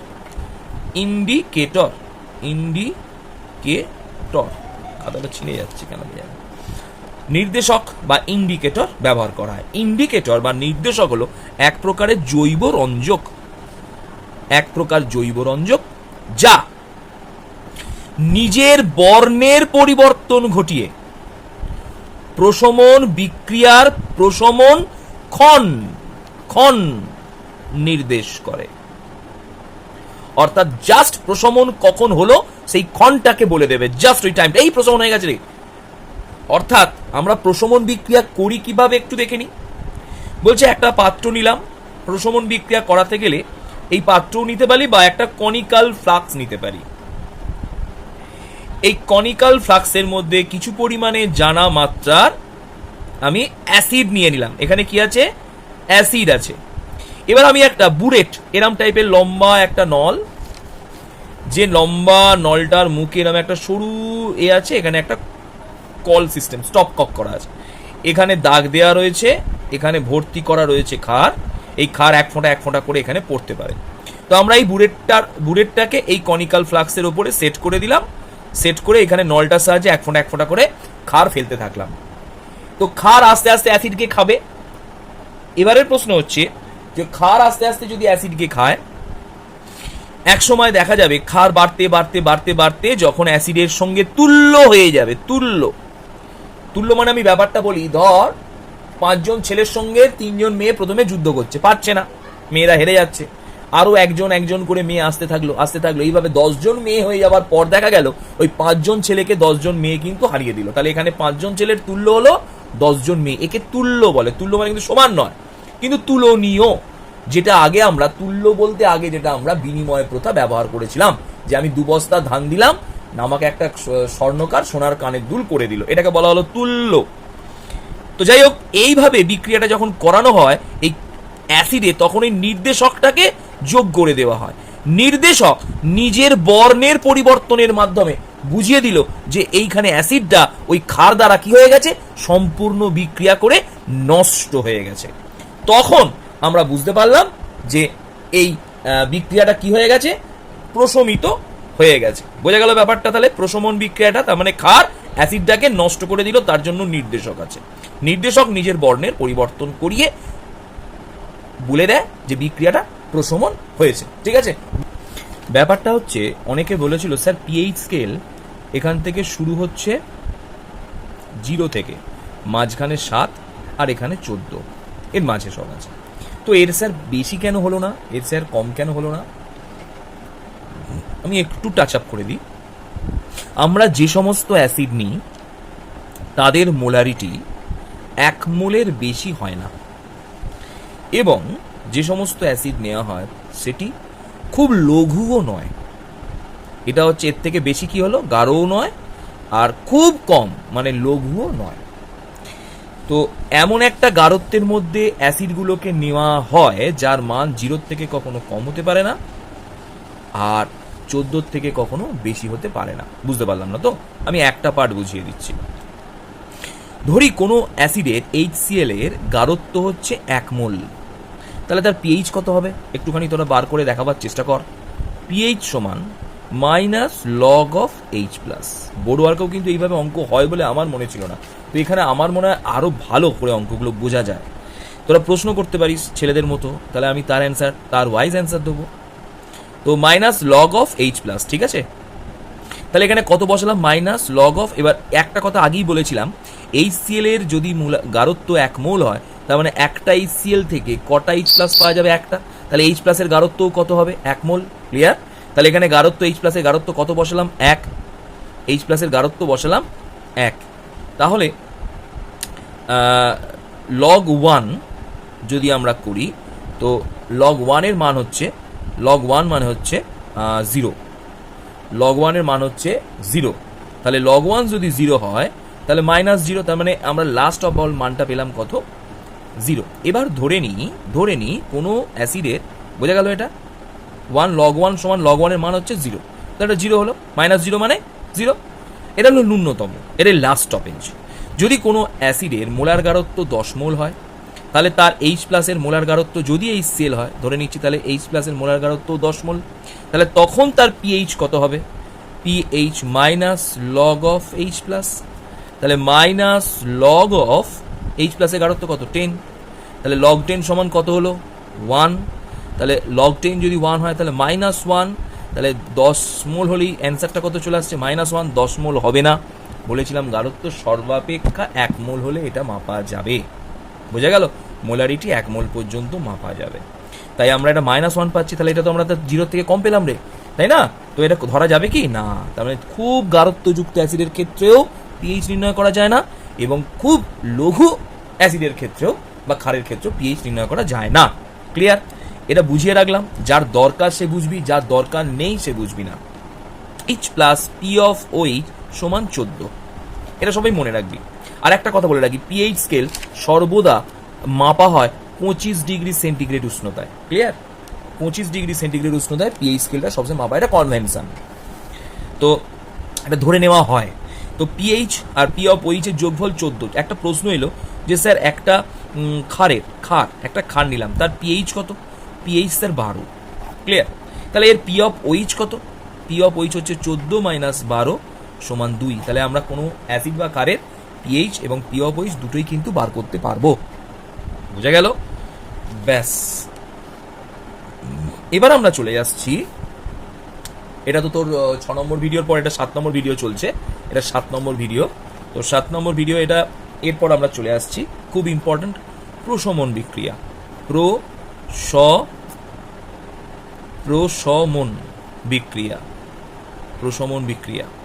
প্রশমন বিক্রিয়া বা প্রশমন বিক্রিয়া। আচ্ছা, প্রশমন বিক্রিয়াটা কি আগে বুঝে নি। তুল্য পরিমাণ অ্যাসিড, এই কথাটা বইয়েতেও নেই, লেখা মাস্ট।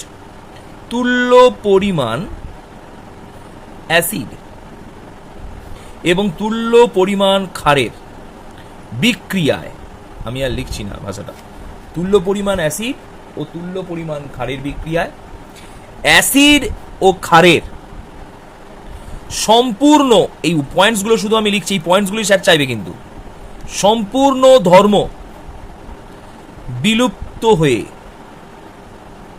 অ্যাসিড ও ক্ষারের সম্পূর্ণ ধর্ম বিলুপ্ত হয়ে হয়, অ্যাসিড ও ক্ষারের সম্পূর্ণ ধর্ম বিলুপ্ত হয় এবং লবণ ও জল সৃষ্টি করে, সেই বিক্রিয়াকেই আমরা বললাম প্রশমন বিক্রিয়া। এবং প্রশমন বিক্রিয়ায় যেহেতু অ্যাসিড ও ক্ষারের সম্পূর্ণ ধর্ম বিলুপ্ত হয়, তখন এই দ্রবণের পিএইচ হয় 7। 7 কি না প্রশম, অ্যাসিডও নয় ক্ষারও নয়। তো এবার প্রশ্ন হলো স্যার প্রশমন বিক্রিয়া যে হচ্ছে, তাহলে এখানে আমরা কি করে বুঝবো যে স্যার অ্যাসিড আর ক্ষারের মারপিট হলো, অ্যাসিড আর ক্ষারের মারপিটে অ্যাসিড ও ক্ষার দুজনেই মরে গেল, স্যার কি করে বুঝবো? না, এর জন্য নতুন একটা টার্মস ইউজ করলাম, যার নাম হচ্ছে, প্রশমন বিক্রিয়ার ইংরেজি নাম হচ্ছে টাইটেশন রিয়াকশন।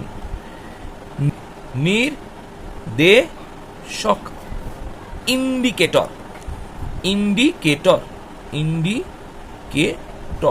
খাতাটা ছিঁড়ে যাচ্ছে কেন জানি। নির্দেশক বা ইন্ডিকেটর ব্যবহার করা হয়। ইন্ডিকেটর বা নির্দেশক হলো এক প্রকারের জৈব রঞ্জক, যা নিজের বর্ণের পরিবর্তন ঘটিয়ে প্রশমন বিক্রিয়ার প্রশমন ক্ষণ নির্দেশ করে। অর্থাৎ জাস্ট প্রশমন কখন হলো সেই ক্ষণটাকে বলে দেবে, জাস্ট ওই টাইমটা, এই প্রশমন হয়ে গেছে রে। অর্থাৎ আমরা প্রশমন বিক্রিয়া করি কিভাবে একটু দেখে নিই। বলছে একটা পাত্র নিলাম, প্রশমন বিক্রিয়া করাতে গেলে এই পাত্রও নিতে পারি বা একটা কনিক্যাল ফ্লাক্স নিতে পারি। এই কনিক্যাল ফ্লাক্সের মধ্যে কিছু পরিমাণে জানা মাত্রার আমি অ্যাসিড নিয়ে নিলাম, এখানে কি আছে? অ্যাসিড আছে। এবার আমি একটা বুরেট, এরম টাইপের লম্বা একটা নল, যে লম্বা নলটার মুখে এরম একটা সরু আছে, এখানে একটা কল সিস্টেম, স্টপ কক করা আছে, এখানে দাগ দেওয়া রয়েছে, এখানে ভর্তি করা রয়েছে ক্ষার, এই ক্ষার এক ফোঁটা করে এখানে পড়তে পারে। তো আমরা এই বুরেটটাকে এই কনিক্যাল ফ্লাক্সের উপরে সেট করে দিলাম, সেট করে এখানে নলটার সাহায্যে এক ফোঁটা করে ক্ষার ফেলতে থাকলাম। তো ক্ষার আস্তে আস্তে অ্যাসিডকে খাবে। এবারের প্রশ্ন হচ্ছে যে ক্ষার আস্তে আস্তে যদি অ্যাসিডকে খায়, এক সময় দেখা যাবে ক্ষার বাড়তে যখন অ্যাসিডের সঙ্গে তুল্য হয়ে যাবে, তুল্য মানে আমি ব্যাপারটা বলি, ধর 5 জন ছেলের সঙ্গে 3 জন মেয়ে প্রথমে যুদ্ধ করছে, পারছে না, মেয়েরা হেরে যাচ্ছে, আরো একজন করে মেয়ে আসতে থাকলো, এইভাবে 10 জন মেয়ে হয়ে যাবার পর দেখা গেল ওই 5 জন ছেলেকে 10 জন মেয়ে কিন্তু হারিয়ে দিল। তাহলে এখানে 5 জন ছেলের তুল্য হলো 10 জন মেয়ে, একে তুল্য বলে। তুল্য মানে কিন্তু সমান নয়, কিন্তু তুলনীয়, যেটা আগে আমরা তুল্য বলতে আগে যেটা আমরা বিনিময় প্রথা ব্যবহার করেছিলাম, যে আমি 2 বস্তা ধান দিলাম না, আমাকে একটা স্বর্ণকার সোনার কানের দুল করে দিল, এটাকে বলা হলো তুল্য। তো যাই হোক, এইভাবে বিক্রিয়াটা যখন করানো হয় এই অ্যাসিডে, তখন এই নির্দেশকটাকে যোগ করে দেওয়া হয়। নির্দেশক নিজের বর্ণের পরিবর্তনের মাধ্যমে বুঝিয়ে দিল যে এইখানে অ্যাসিডটা ওই ক্ষার দ্বারা কি হয়ে গেছে, সম্পূর্ণ বিক্রিয়া করে নষ্ট হয়ে গেছে। তখন আমরা বুঝতে পারলাম যে এই বিক্রিয়াটা কি হয়ে গেছে, প্রশমিত হয়ে গেছে। বোঝা গেল ব্যাপারটা? তাহলে প্রশমন বিক্রিয়াটা তার মানে ক্ষার অ্যাসিডটাকে নষ্ট করে দিল, তার জন্য নির্দেশক আছে। নির্দেশক নিজের বর্ণের পরিবর্তন করিয়ে বলে দেয় যে বিক্রিয়াটা প্রশমন হয়েছে। ঠিক আছে, প্রশ্ন দিলাম, তোরা একটু চেষ্টা কর। H3PO4, H3PO3, H3PO2। আশা করি পারবি না, চেষ্টাটা করতে দোষ নেই, তাই না? এই তিনটে অ্যাসিডের ক্ষার গ্রাহিতা কত? ক্ষার গ্রাহিতা, অ্যাসিডের কি হয়? ক্ষার গ্রাহিতা থাকলো। দ্বিতীয় একটা কোশ্চেন থাকলো, H2SO4 এর গাঢ়ত্ব বলে দিয়েছে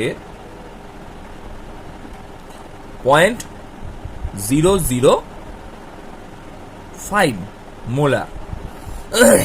এর পিএইচ কত? ক্লিয়ার? আর একটা অঙ্ক দিই, NaOH এর, দেখি এটা বুদ্ধিমান কে বুদ্ধিমান আছে গ্রুপে। NaOH এর গাঢ়ত্ব 0.01 মোলার, এর পিএইচ কত? দেখবো কে বুদ্ধিমান, সে করতে পারবি, নাও পারতে পারিস। না পারলে তো আমি কিছু বলছি না, চেষ্টাটা করতে কেউ আমার অসুবিধা আছে? লাস্ট বোর্ড ওয়ার্ক, লবণ কাকে বলে?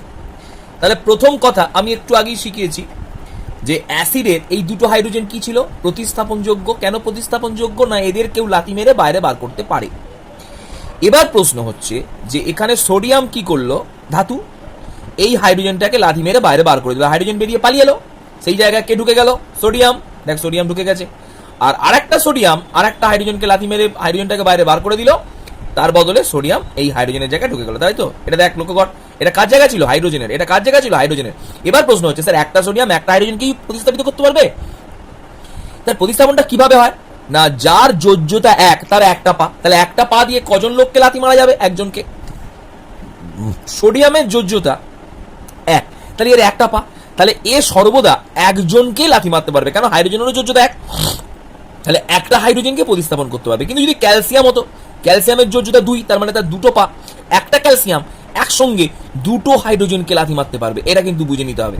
স্যার তাহলে যার যোজ্যতা 3 অ্যালুমিনিয়াম, সে কি 3টে হাইড্রোজেনকে লাথি মারতে পারবে একসঙ্গে? হ্যাঁ।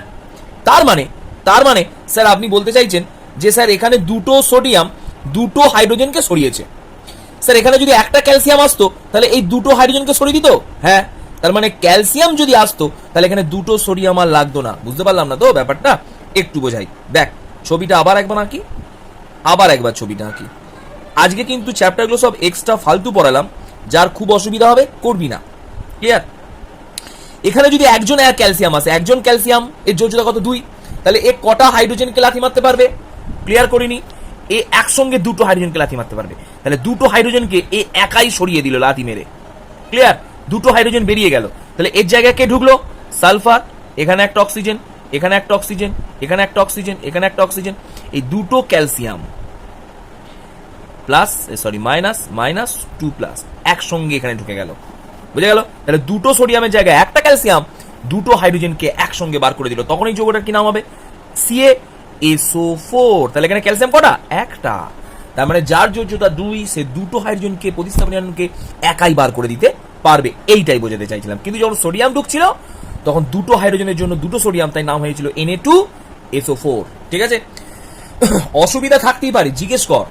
তো এবার লবণ কাকে বলে? লবণ হলো, ভালো করে শুনে নি, লবণকে আমরা 3 ভাগে ভাগ করতে পারি। একটা হচ্ছে প্রশম লবণ, একটা হচ্ছে বাই লবণ বা অ্যাসিড লবণ, বা এর অপর নাম বাই লবণ, আর একটা ক্ষারীয় লবণ বা ক্ষারকীয় লবণ। ক্লিয়ার? প্রশম লবণ কাকে বলে ভালো করে শুনে নেয়। যদি কোনো অ্যাসিডের, এই অ্যাসিডই হোক বা H2SO4 হোক, যে কোনো একটা অ্যাসিডের প্রতিস্থাপনীয় হাইড্রোজেনটি সম্পূর্ণরূপে, এই কথাটা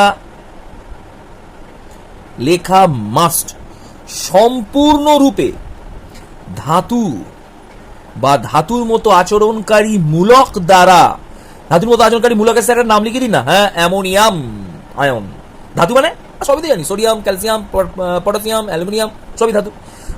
ধাতুর মতো আচরণকারী মূলক দ্বারা সম্পূর্ণরূপে প্রতিস্থাপিত হয়ে যে লবণ সৃষ্টি করে তাকেই বলা হয় প্রশম লবণ, অর্থাৎ HCl। ভালো করে বুঝে নিন, HCl এর সঙ্গে NaOH এর বিক্রিয়া করালাম, ক্লিয়ার করে নিচ্ছি। একটা সোডিয়াম একটা হাইড্রোজেনকে লাথি মেরে বার করে দিল, বার করে তাহলে এই যে হাইড্রোজেনটা বেরিয়ে পালিয়ে গেল, এর জায়গায় কে ঢুকে গেল? সোডিয়াম। তাহলে কি নাম হবে বল এবার? NaCl। এই হাইড্রোজেনটা কাঁদতে কাঁদতে বেরিয়ে যখন চলে আসছে তখন OH বলছে দেখ আমাকে সোডিয়াম ছেড়ে পালিয়ে গেছে, তো ঠিক আছে তুই আর আমি একসঙ্গে আবার যুক্ত হয়ে যাই। দিয়ে উৎপন্ন কি করলো? H আর OH মিলে উৎপন্ন হয়ে গেল জল। তাহলে বিক্রিয়াটা কি হলো? HCl প্লাস NaOH সমান NaCl প্লাস জল। এবার লক্ষ্য করে দেখ HCl এ কটা হাইড্রোজেন ছিল? একটা। একটা হাইড্রোজেনই সোডিয়াম দ্বারা কি হয়েছে? প্রতিস্থাপিত হয়েছে। তাহলে এটাকে আমরা কি বলবো? সম্পূর্ণ প্রতিস্থাপন, সম্পূর্ণ। তাই NaCl কে আমরা কি লবণ বলবো? NaCl কে আমরা প্রশম লবণ বা এর একটা ভালো নাম আছে সমিত লবণ, সমিত লবণ, ঠিক আছে? এটাকে বলা normal salt, normal salt, clear? লবণ কিন্তু আরো অনেক রকমের হয়, হ্যাঁ আমি পরে বলে দিচ্ছি। এছাড়াও যুগ্ম লবণ এবং জটিল লবণও হতে পারে। তাহলে সেটা বুঝতে পারলাম না, তুই বুঝতে পেরেছিস, আমি বুঝতে পারিনি, আমি অ্যাসিড লবণে চলে যাচ্ছি, তাহলে আমি আগেরটা বুঝে যাব, ক্লিয়ার? বলছে যখন কোনো ক্ষারগ্রাহিতা একটু উচ্চ হতে হবে, অর্থাৎ দ্বিক্ষারিক ত্রিক্ষারিক এই সমস্ত অ্যাসিড হতে হবে। একটা দ্বিক্ষারিক অ্যাসিডের নাম H2SO4। অ্যাসিডের মধ্যে থাকা প্রতিস্থাপনীয় হাইড্রোজেনটি, কথাটা ভালো করে শোনো আবার, আংশিকভাবে, আংশিক, এটাই মেন পয়েন্টস, আংশিকভাবে ধাতু বা ধাতুর মতো আচরণকারী মূলক দ্বারা প্রতিস্থাপিত হয়ে যে লবণ উৎপন্ন করবে তাকে বলা হবে অ্যাসিড লবণ বা বাইলবণ। স্যার বুঝতে পারলাম না। দেখ এখানে আমি সোডিয়াম কটা নিয়েছি? একটা। একটা সোডিয়াম কটা হাইড্রোজেনকে প্রতিস্থাপিত করতে পারবে? একটা। তাহলে একে যদি একটা হাইড্রোজেনকে প্রতিস্থাপিত করে, হাইড্রোজেন বেরিয়ে পালিয়ে গেল, তাহলে কটা হাইড্রোজেন এখানে পড়ে আছে? এখনো এখানে পড়ে আছে একটা হাইড্রোজেন, ক্লিয়ার করে নিবি। দুটো হাইড্রোজেন ছিল, একটা হাইড্রোজেন বেরিয়ে গেল, পড়ে আছে একটা হাইড্রোজেন, এর সঙ্গে কেসে যোগ হয়ে গেল সোডিয়াম। কেন সোডিয়াম কার জায়গায় যোগ হলো? একটা হাইড্রোজেনের জায়গায়। তাহলে একটা হাইড্রোজেনকে একটা সোডিয়াম অপসারিত করলো, কিন্তু আরেকটা হাইড্রোজেনের মধ্যে পড়ে গেল, তাই এই হাইড্রোজেনটাকে প্রতিস্থাপিত করতে পারেনি। তাহলে এই প্রতিস্থাপনটা কি প্রতিস্থাপন? আংশিক প্রতিস্থাপন, ক্লিয়ার? তুই আংশিক প্রতিস্থাপন, যাদের আংশিক প্রতিস্থাপনের ফলে এবার যে প্রশ্ন, তাহলে বাকিটা কি উৎপন্ন হলো? না এই হাইড্রোজেনটা মনের দুঃখে চলে আসছিল, একে ওই বললো দেখ সোডিয়াম আমার কাছে পালিয়ে গেছে, একই গল্প, চলে আমরা যুক্ত হয়ে যাই। তাহলে এখানে লক্ষ্য করে দেখ, এখানে কিন্তু অ্যাসিডের মধ্যে এখনো একটা প্রতিস্থাপনীয় হাইড্রোজেন বর্তমান। তাই প্রতিস্থাপনীয় হাইড্রোজেন যুক্তই লবণটাকে আমরা বললাম বাইলবণ বা অ্যাসিড লবণ, বাইলবণ। অর্থাৎ এখানে যে প্রতিস্থাপনটা ঘটেছে সেই প্রতিস্থাপনটা কিন্তু আংশিক, অর্থাৎ দুটো হাইড্রোজেন ছিল, একটা বেরিয়েছে, একটা বেরোয়নি। তাই এই বিক্রিয়াটাকে আমরা বললাম আংশিক প্রতিস্থাপন। তার ফলে যে লবণটা উৎপন্ন হয়েছে সেই লবণটাকে আমরা বললাম বাইলবণ। বাইলবণ চেনার একটা উপায় কি? তার মধ্যে হাইড্রোজেন থাকবে, কিন্তু এই হাইড্রোজেনটা অবশ্যই প্রতিস্থাপনযোগ্য হতে হবে, প্রতিস্থাপনযোগ্য হতে হবে, ক্লিয়ার? লবণের মধ্যে যদি H থাকে তাহলে সেটা আমরা সাধারণত বাইলবণ বলতে পারি। তো আমি একটা ছোট্ট প্রশ্ন দিই, এখানে Na2HPO3 এটা কি প্রকার লবণ? ক্লিয়ার? কোশ্চেন দিয়ে রাখলাম। এবার প্রশ্ন হচ্ছে স্যার আপনি যে এই বিক্রিয়াটা করালেন, তো এই বিক্রিয়াটা আপনি তো করালেন, এই বিক্রিয়াটা তো তাহলে বাইলবণ তৈরি হলো, তাহলে স্যার এই বিক্রিয়াটা একটু অন্যভাবে দেখাই। দেখ এটা আমি দু অণু নিলাম, ভালো করে বুঝে নি, দু অণু নিলাম। তাহলে বিক্রিয়া দুটো সোডিয়াম কটা হাইড্রোজেনকে প্রতিস্থাপিত করবে? দুটো হাইড্রোজেনকে। তাহলে দুটো হাইড্রোজেনকে প্রতিস্থাপিত করলে কটা সোডিয়াম ঢুকবে? দুটো সোডিয়াম ঢুকলো, প্রথমে নয় Na2, কি পড়ে রইলো বাকিটা? SO4। এখান থেকে কটা হাইড্রোজেন বেরিয়ে পালিয়ে এলো? দুটো হাইড্রোজেন। এখানে কটা OH আছে? দুটো OH। কি করে স্যার এখানে একটা OH দেখছি না, কমন আছে এখানে 2 NaOH, তাহলে কটা OH আছে? দুটো OH। তাহলে দুটো OH যুক্ত হয়ে কি উৎপন্ন করবে? দু অণু জল উৎপন্ন করলো। তাহলে দেখা গেল এই যে বিক্রিয়াটা হলো, এই বিক্রিয়ায় সোডিয়াম সম্পূর্ণরূপে অ্যাসিডকে কি করলো? প্রতিস্থাপিত করলো। সোডিয়াম সম্পূর্ণরূপে অ্যাসিডকে প্রতিস্থাপিত করেছে। তাই এই প্রতিস্থাপনের ফলে যে লবণ উৎপন্ন হয়েছে, এই লবণকে আমরা নাম দিলাম সমিত লবণ। দেখ আগের বিক্রিয়াতেই এটা উৎপন্ন হয়েছিল বাইলবণ, কিন্তু এটা এখানে উৎপন্ন হলো সমিত লবণ। ব্যাপারটা শুধু বোঝানোর জন্য আমি বিক্রিয়াটা দেখালাম। তার মানে এখানে আরেকটা জিনিস লক্ষ্য করছি, এখানে ডাইরেক্টলি কোনো H নেই, তাহলে H না থাকলে সেগুলোকে আমরা সমিত লবণ বলবো, আর H থাকলে আমরা সেগুলোকে বলবো বাইলবণ। কিন্তু সেই হাইড্রোজেনটা অবশ্যই কি হতে হবে? প্রতিস্থাপনযোগ্য, মানে আবার কোনো ধাতু দ্বারা প্রতিস্থাপিত হতে পারবে পরবর্তীকালে, তখন সেই লবণগুলোকে আমরা বলবো বাইলবণ বা অ্যাসিড লবণ। তার মানে এই লবণের মধ্যে কিছুটা অ্যাসিড ধর্ম বর্তমান। অ্যাসিড ধর্ম কার জন্য প্রকাশ পায়? H+ এর জন্য। সেই জন্য আমরা এই লবণটাকে বলেছি বাইলবণ, মানে এর মধ্যে কিছুটা অ্যাসিড ধর্ম বর্তমান, কিন্তু এই লবণটা সমিত লবণ, এর মধ্যে কোনো অ্যাসিড ধর্ম বর্তমান নয়।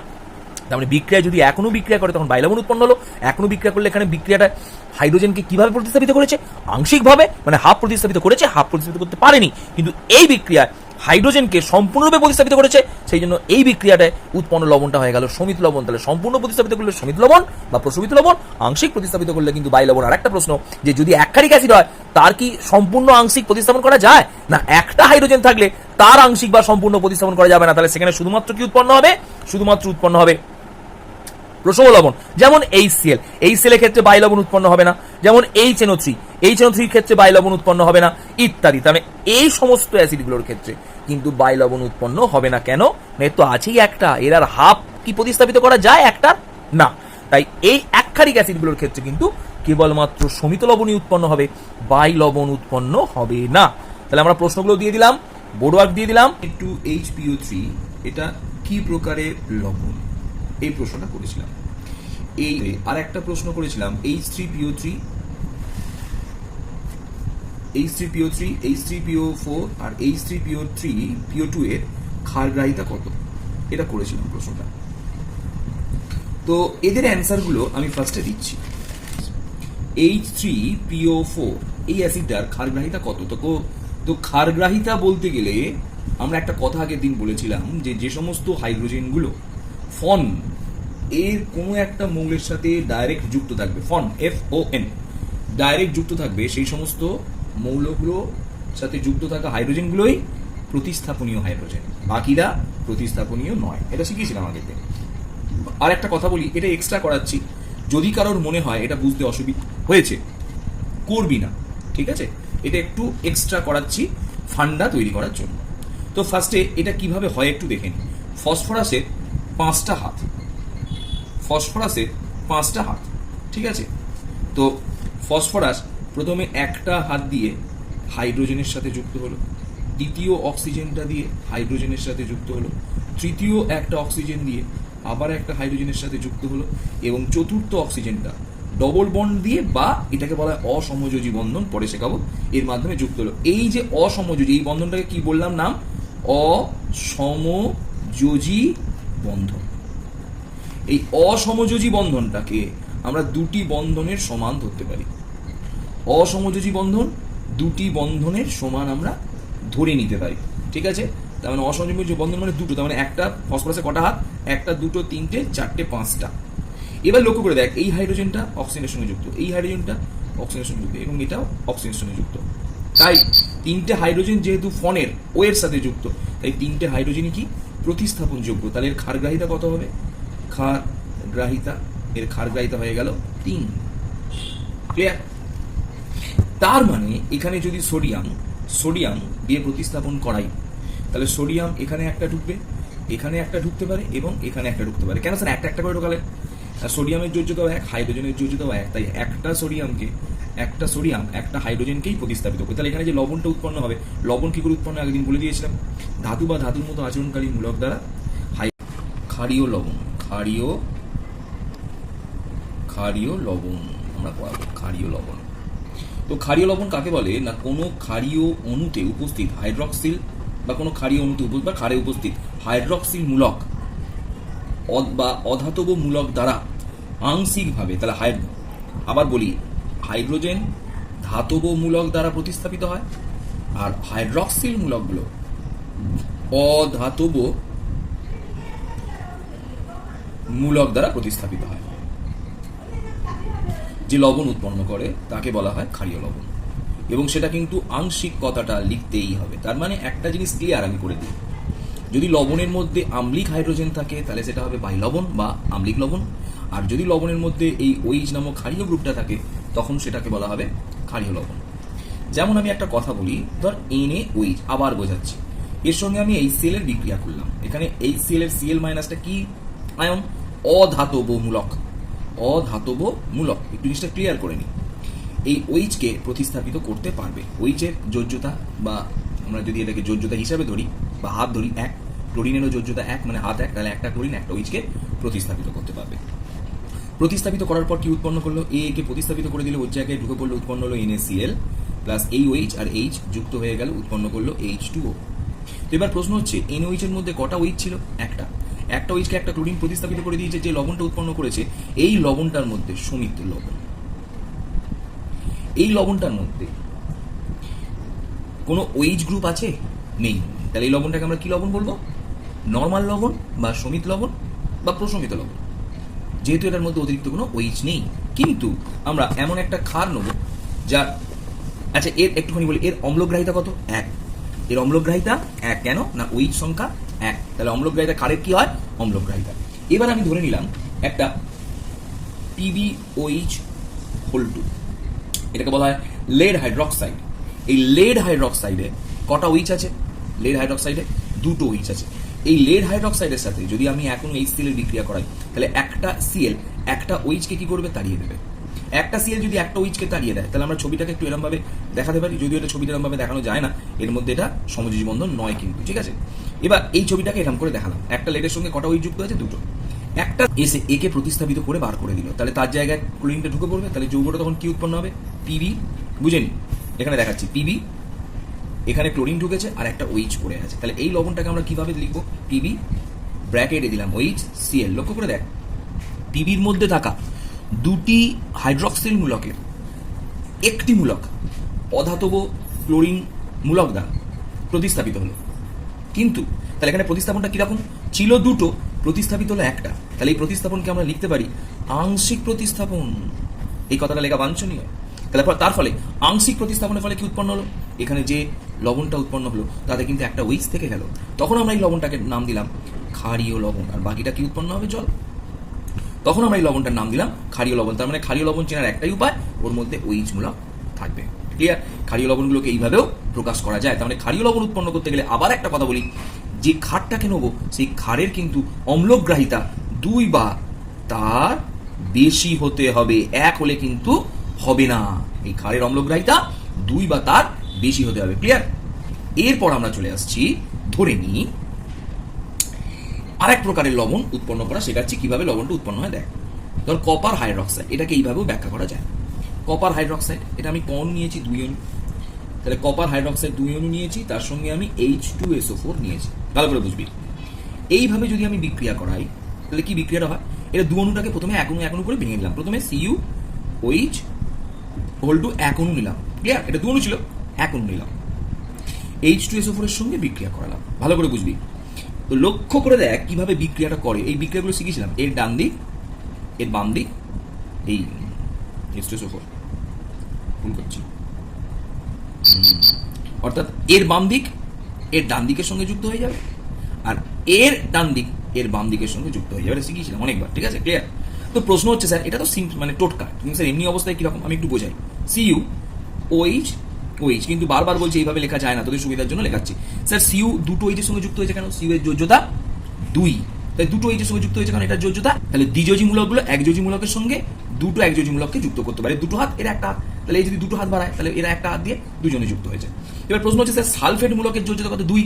তাহলে এবার লক্ষ্য কর, ক্লোরিন একজন OH-কেই প্রতিস্থাপিত করবে, কিন্তু এখানে একটা সালফেট 2টো OH-কে একসঙ্গে প্রতিস্থাপিত করতে পারবে, কারণ সালফেটের যোজ্যতা 2, OH-এর যোজ্যতা 1 করে। তাহলে এখানে কি ঢুকে গেল? এখানে 2টো OH-এর পরিবর্তে একটা সালফেট ঢুকে গেল। তাহলে উৎপন্ন কি হলো? CuSO4। তার হলে এই 2টো OH-এর বদলে একটা কি ঢুকে গেল? CuSO4। আর এখানে 2টো OH বেরিয়ে পালিয়ে এলো। ভালো করে দেখ, প্লাস 2টো OH, কটা OH? 2টো OH। আর এখানে কটা H পড়ে আছে? 2টো H পরস্পর যুক্ত হয়ে কি উৎপন্ন করলো? H2O, 2H2 উৎপন্ন করলো। 2 অণু জল উৎপন্ন করলো। 2টো H আর 2টো H মিলে দেখ 2H2O উৎপন্ন হয়। তাহলে বিক্রিয়াটা কি ফুল অ্যান্ড ফাইনাল পেলাম? ফুল অ্যান্ড ফাইনাল বিক্রিয়া হচ্ছে CuOH হোল 2। দেখ এখানে লক্ষ্য করে দেখ, এটা কি ক্ষারিক অ্যাসিড? দ্বিক্ষারিক অ্যাসিড, এই দ্বিআম্লিক অ্যাসিড, দ্বিআম্লিক ক্ষার। তার সঙ্গে H2SO4 এর বিক্রিয়া করালে উৎপন্ন হলো CuSO4 plus 2H2O। Clear? CuSO4 2H2O। এটা কি লবণ? এটা কি লবণ? সমিত লবণ। স্যার কেন সমিত লবণ লিখলেন? না আপনি একটু আগে বললেন যে স্যার এখানে মিনিমাম যদি 2 এর বেশি আম্লিকতা থাকে তাহলে স্যার ক্ষারীয় লবণ উৎপন্ন করবে। এখানে লক্ষ্য করে দেখ, একটা সালফেটি এর 2টো OH-কে খেয়ে নিতে পেরেছে, তাহলে এখানে একটা OH নেই, তাহলে কি লবণ দেখবো? OH থাকলে ক্ষারীয় লবণ, OH না থাকলে সমিত লবণ। কিন্তু আমরা প্রথমেই বলেছিলাম এটা কত অণু নিয়েছি?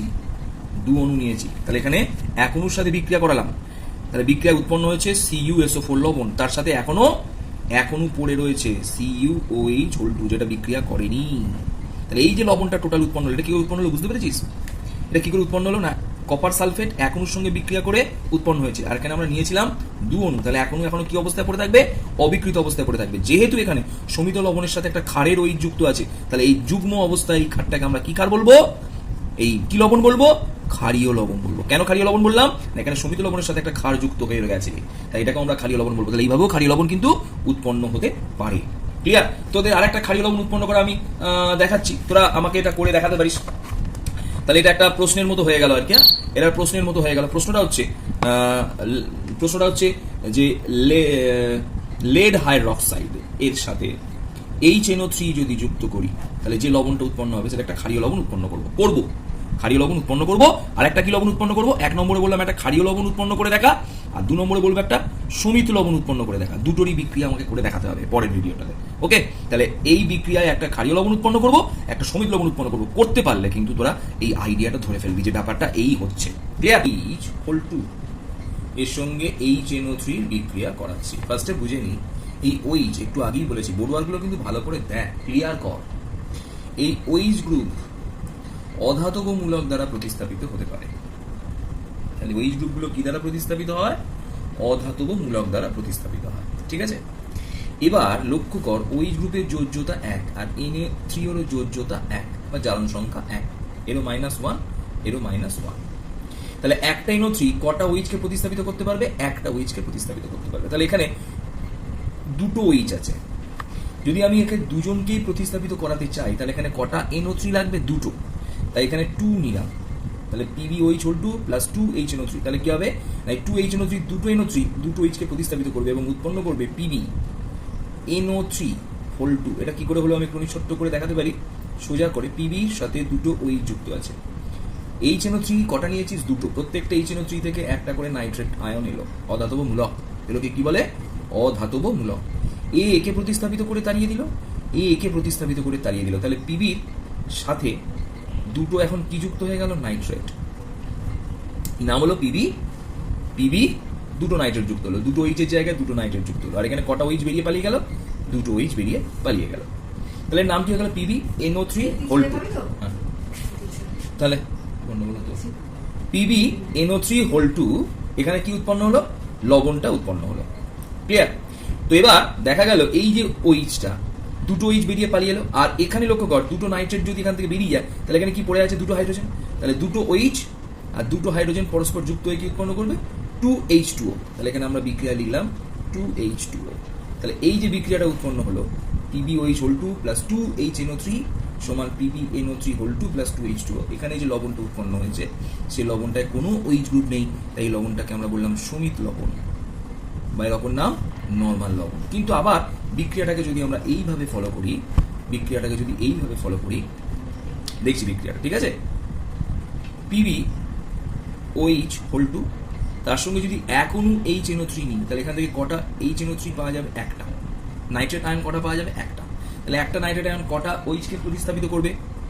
একটা নাইট্রেট আয়ন কটা OH কে প্রতিস্থাপিত করবে? একটাকে প্রতিস্থাপিত করবে।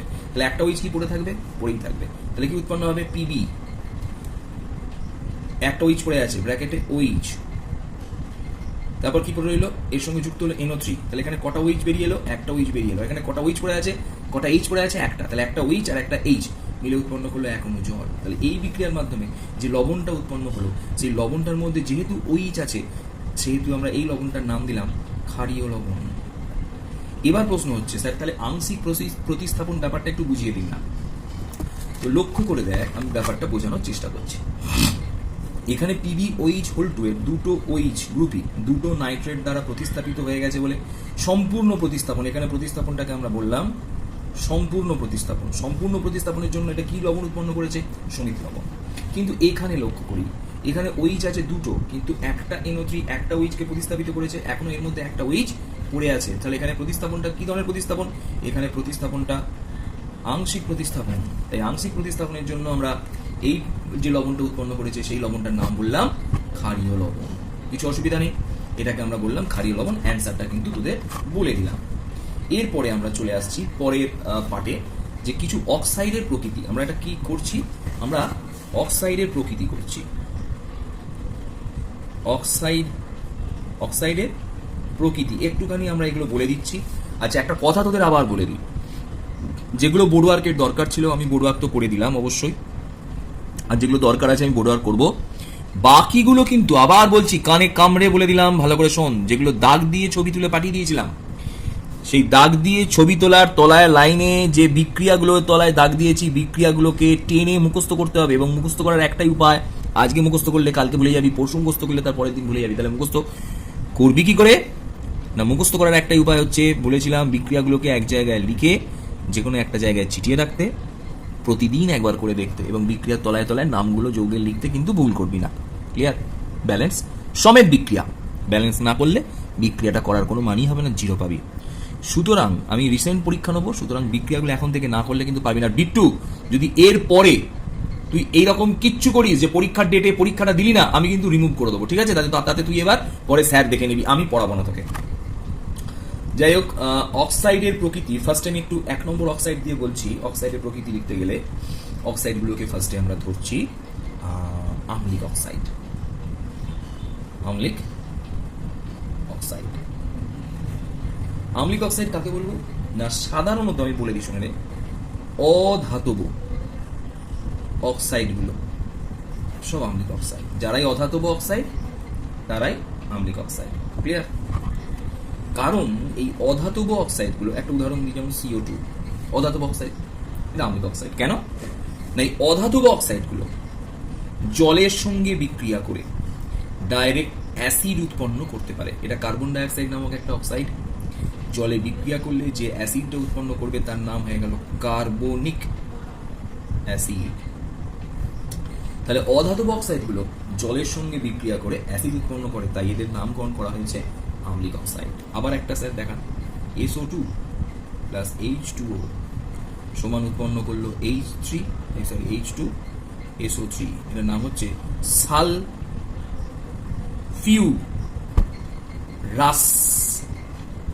Acid, sulphurous acid. তাহলে অধাতব অক্সাইডগুলো কি হলো না, জলের সঙ্গে বিক্রিয়া করে উৎপন্ন করলো অ্যাসিড, তাই এদের নামকরণ করা হলো অধাতব অক্সাইড। ক্লিয়ার? তাহলে অধাতব অক্সাইড এরকম অনেক পাবো আমরা, যে কোনো অধাতব অক্সাইডগুলোকেই আমরা বলবো আম্লিক অক্সাইড। P2O5 আম্লিক অক্সাইড, SO3 এক প্রকারের আম্লিক অক্সাইড। তাহলে এগুলো জলের সঙ্গে বিক্রিয়া করে কি উৎপন্ন হয় তোরা একটুখানি চেষ্টা করতে পারিস, এটাও একটা টাস্ক। ক্লিয়ার? এরপর আমরা চলে এলাম 2 নম্বর অক্সাইডে। 2 নম্বর অক্সাইডে আমরা চলে এলাম। তো 2 নম্বর অক্সাইডে আমরা কি করছি একটু দেখে নিই। 2 নম্বর অক্সাইড হচ্ছে ক্ষারীয় অক্সাইড। ক্ষারীয় অক্সাইড, ক্ষারীয় অক্সাইড কি না, ধাতব অক্সাইডগুলো সব হচ্ছে ক্ষারীয় অক্সাইড। ধাতব অক্সাইডগুলোকে কি বলা হলো? ধাতব অক্সাইডগুলো সব ক্ষারীয় অক্সাইড। অর্থাৎ একটা স্যার উদাহরণ দিই, ধাতব অক্সাইডগুলো কিরকম একটা উদাহরণ দিই। ধাতব অক্সাইড হচ্ছে ক্যালসিয়াম অক্সাইড, এটা ধাতব অক্সাইড। সোডিয়াম মনোক্সাইড, এরা ধাতব অক্সাইড। তাহলে যারা ধাতব অক্সাইড, ম্যাগনেসিয়াম অক্সাইড, এরা ধাতব অক্সাইড। এই ধাতব অক্সাইডগুলোকে আমরা ক্ষারীয় অক্সাইড বললাম, কারণ এরা জলে দ্রবীভূত হলে ক্ষার উৎপন্ন করতে পারে। যেমন এরা যদি জলে দ্রবীভূত হয়, ক্যালসিয়াম হাইড্রক্সাইড উৎপন্ন হলো, যা একটি ক্ষার। এই জলে দ্রবীভূত হলে সোডিয়াম হাইড্রক্সাইড উৎপন্ন হবে, যা একটি ক্ষার। এটা 2 দিতে হবে, তাহলে এটা 2 হয়ে যাবে। ব্যালেন্সগুলো তোরা নিজেরা করে দিই। তো এরা কি উৎপন্ন হয়েছে? সবগুলোই প্রত্যেকটা ক্ষার উৎপন্ন হয়েছে, তাই এগুলোকে কি বলা হলো? ক্ষারীয় অক্সাইড। ক্লিয়ার? এরপর আমরা চলে আসছি 3 নম্বরে। 3 নম্বরে উভধর্মী অক্সাইড। উভধর্মী অক্সাইড, উভধর্মী অক্সাইড কাকে বলবো তা আমরা বুঝতেই পারছি স্যার, এটা এইটা পড়েছিলাম না। অ্যাসিড এবং ক্ষার, যে সমস্ত অক্সাইডগুলো অ্যাসিড এবং ক্ষার উভয়েরই ধর্ম প্রকাশ করে, তাদের উভধর্মী অক্সাইড বলা হয়। অ্যাসিড এবং ক্ষার উভয়েরই ধর্ম প্রকাশ করে, তাদের উভধর্মী অক্সাইড বলে। যেরকম স্যার কারা কারা? জিঙ্ক অক্সাইড, অ্যাকচুয়ালি উভধর্মী অক্সাইড কিন্তু ধাতব অক্সাইডগুলোই উভধর্মী অক্সাইড, কিন্তু তাদের বিশেষ কিছু ধর্ম আছে। এরপরেই চলে আসছি আমরা অ্যালুমিনিয়াম অক্সাইড, Al2O3। এই দুটো আমরা এইটা পড়েছিলাম। তো আজকে আরো দুটো উভধর্মী অক্সাইডের নাম বলে দিলাম, PbO, স্ট্যানাস অক্সাইড।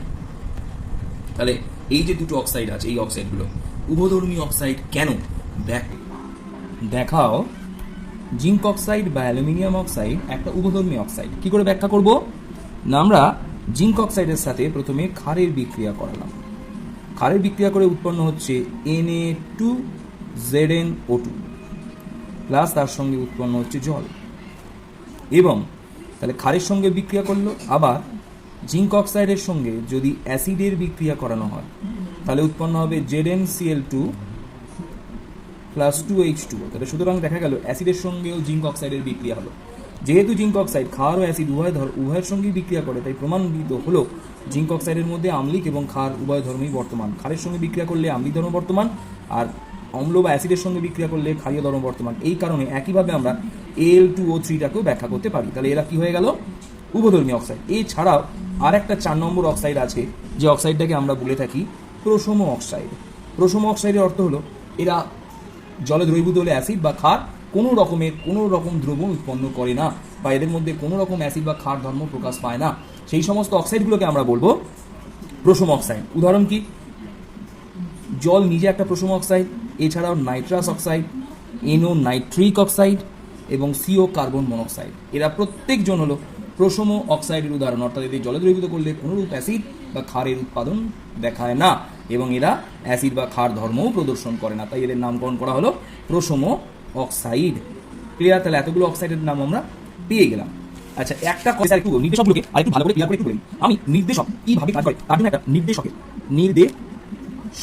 ক্রিয়া পদ্ধতি, আমি ক্রিয়াটা নির্দেশকের ক্রিয়া আলোচনা করবো। তো নির্দেশকের ক্রিয়া আলোচনা করতে গেলে আমি একটা ফার্স্টে গ্রাফ আছে। এদিকে গ্রাফে এদিকটা হচ্ছে অ্যাসিডের আয়তন, আর এইদিকটা হচ্ছে পিএইচ।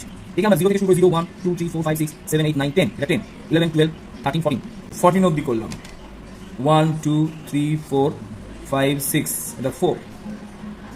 তো আমরা যদি এইভাবে পিএইচ এর ক্রিয়াটাকে দেখাই, তাহলে পিএইচ অ্যাসিডের সঙ্গে যখন পিএইচ এর এই আয়তনের যে ক্রিয়াটা, এখানে একটা গ্রাফ তৈরি হয়, লেখচিত্র তৈরি হয়। লেখচিত্রটা কিভাবে তৈরি হয় আমি দেখাচ্ছি। এই পিএইচ, তাহলে এটা কি অ্যাক্সিস? এক্স, এটা কি অ্যাক্সিস? Y Axis.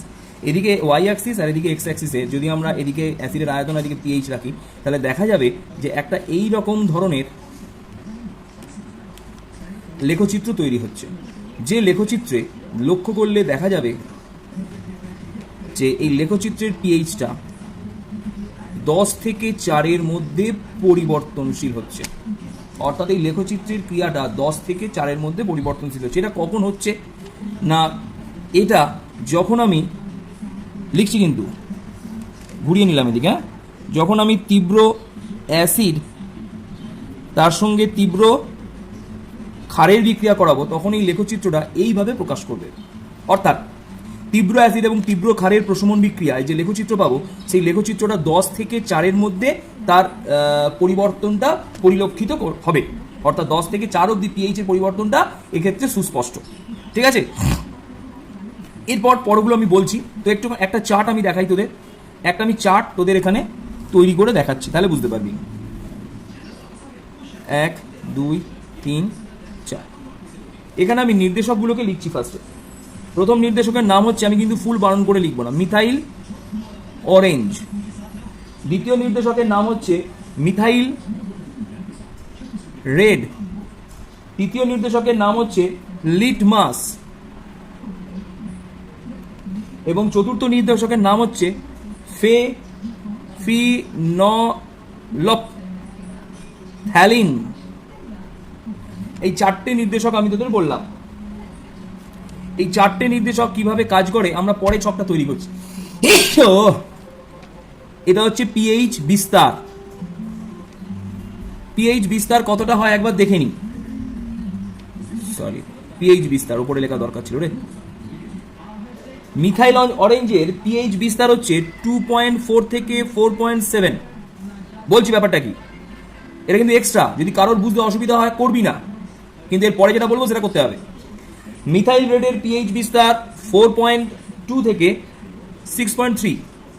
লিটমাসের পিএইচ বিস্তার 5 থেকে 8 এবং ফেনলফথ্যালিনের পিএইচ বিস্তার 8.3 থেকে 10। এই হলো পিএইচ বিস্তার। তো এবার আমরা একটু লক্ষ্য করে দেখি, যদি তীব্র অ্যাসিড এবং তীব্র ক্ষারের বিক্রিয়া হয়, তাহলে এখানে একটা গ্র্যাপ তৈরি হয়, যে গ্র্যাপটায় যে বিস্তারটা এখানে তৈরি হয়েছে, অর্থাৎ কার মধ্যে গ্র্যাপটা স্ট্রেট লাইনটাই, গ্র্যাপটা যতটা স্ট্রেট লাইন সেইটুকুই তার বিস্তারের পরিবর্তন। 10 থেকে 4-এর মধ্যে পিএইচ এর পরিবর্তন ঘটে। তাহলে এবার লক্ষ্য করে দেখ, মিথাইল অরেঞ্জের মান 2.4 থেকে 4.7, যেটা 10 থেকে 4-এর মধ্যে। মিথাইল রেডের মান 4.2 থেকে 6.3, যেটাও 10 থেকে 4-এর মধ্যে। লিটমাসের মান 5 থেকে 8-এর মধ্যে, যেটাও 10 থেকে 4-এর মধ্যে। এবং ফেনলাফথ্যালিন 8.3 থেকে 10-এর মধ্যে, যেটাও 10 থেকে 4-এর মধ্যে। সুতরাং দেখা গেল প্রত্যেকটা পিএইচ এর বিস্তার তীব্র অ্যাসিড তীব্র ক্ষারের বিক্রিয়ায় যে পিএইচ এর বিস্তার তৈরি হয়েছে তার মধ্যে আছে। তাই দেখা যায় সমস্ত রঞ্জকগুলোই অর্থাৎ নির্দেশকগুলোই তীব্র অ্যাসিড এবং তীব্র ক্ষারের বিক্রিয়ায় অংশগ্রহণ করবে। তার মানে তীব্র অ্যাসিড আর যদি তীব্র ক্ষার নিই, তাহলে প্রত্যেকটা আস্তে করো শোনা, আমি পড়িনি একটুখানি, আমি কিন্তু টিভিটা পুরো বন্ধ করে দেবো, কেউ কিচ্ছু করতে পারবে না। তীব্র অ্যাসিড তীব্র ক্ষার যদি নিই, আরো আস্তে করো, আর একটু আস্তে করে ওখানটা বসো। দেখ, তীব্র অ্যাসিড তীব্র ক্ষারের বিক্রিয়ায়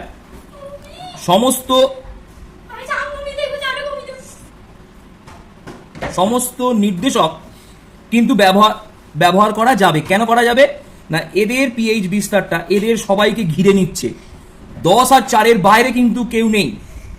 তাই পিএইচ এর বিস্তারটা যেহেতু এদের সবারকেই অতিক্রম করে যাচ্ছে, তাই তীব্র অ্যাসিড তীব্র ক্ষারের বিক্রিয়ায় যে কোনো নির্দেশক ব্যবহার করা যাবে। দ্বিতীয় পার্টে আসছি, আমি আর গ্র্যাপগুলো দেখাচ্ছি না, তোদের কঠিন লাগতে পারে। তীব্র অ্যাসিড আর এটা 2 নম্বরে চলে যাচ্ছি, মৃদু ক্ষার, এদের বিক্রিয়ায় যে গ্র্যাপটা তৈরি হয়, সেই গ্র্যাপের পিএইচ এর বিস্তার, তীব্র অ্যাসিড আর তীব্র ক্ষারের বিক্রিয়ায় যে গ্র্যাপ তৈরি হয়, সেই গ্র্যাপের বিস্তার 7 থেকে 4-এর মধ্যে। তার মানে ছবিটা আমি একটুখানি পাশে তোদের এঁকে দেখাতে পারি। 7 থেকে 4-এর মধ্যে মানে ছবিটা এই রকম ভাবে হবে, দেখ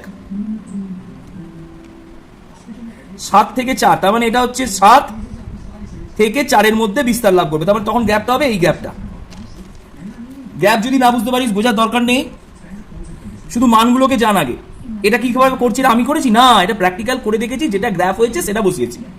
তীব্র অ্যাসিড মৃদু ক্ষারের বিক্রিয়ায় যে পিএইচ এর বিস্তার সেটা হবে 7 থেকে 4-এর মধ্যে। এবার তোরা এখানে খোঁজ 7 থেকে 4-এর মধ্যে কার কার বিস্তার আছে। দেখ, মিথাইল অরেঞ্জ 2.4 থেকে 4.7, তাহলে এটা কার কার মধ্যে, 7 থেকে 4-এর মধ্যে। এটাও 7 থেকে 4-এর মধ্যে, এটা 7 থেকে 4-এর মধ্যে কিছুটা অংশগ্রহণ করছে, এটা কিন্তু একদমই নয়। তারপরে আমরা লিটমাসটাও বাদ দেবো। তাহলে 7 থেকে 4-এর মধ্যে কে কে রইল, মিথাইল অরেঞ্জ এবং মিথাইল রেড। তাহলে কি লিখলাম, তীব্র অ্যাসিড এবং মৃদু ক্ষারের বিক্রিয়ায় কারা কারা অংশগ্রহণ করবে।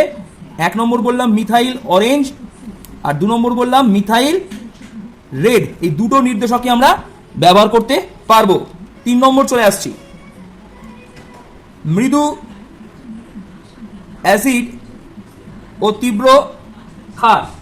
মৃদু অ্যাসিড এবং তীব্র ক্ষারের বিক্রিয়ায় কারা কারা অংশগ্রহণ, মানে পিএইচ এর রেঞ্জ কত, পিএইচ এর রেঞ্জ হচ্ছে মোটামুটি 7 থেকে 10.5 বা 11। পিএইচ এর রেঞ্জ কত বললাম, 7 থেকে 10.5 বা 11।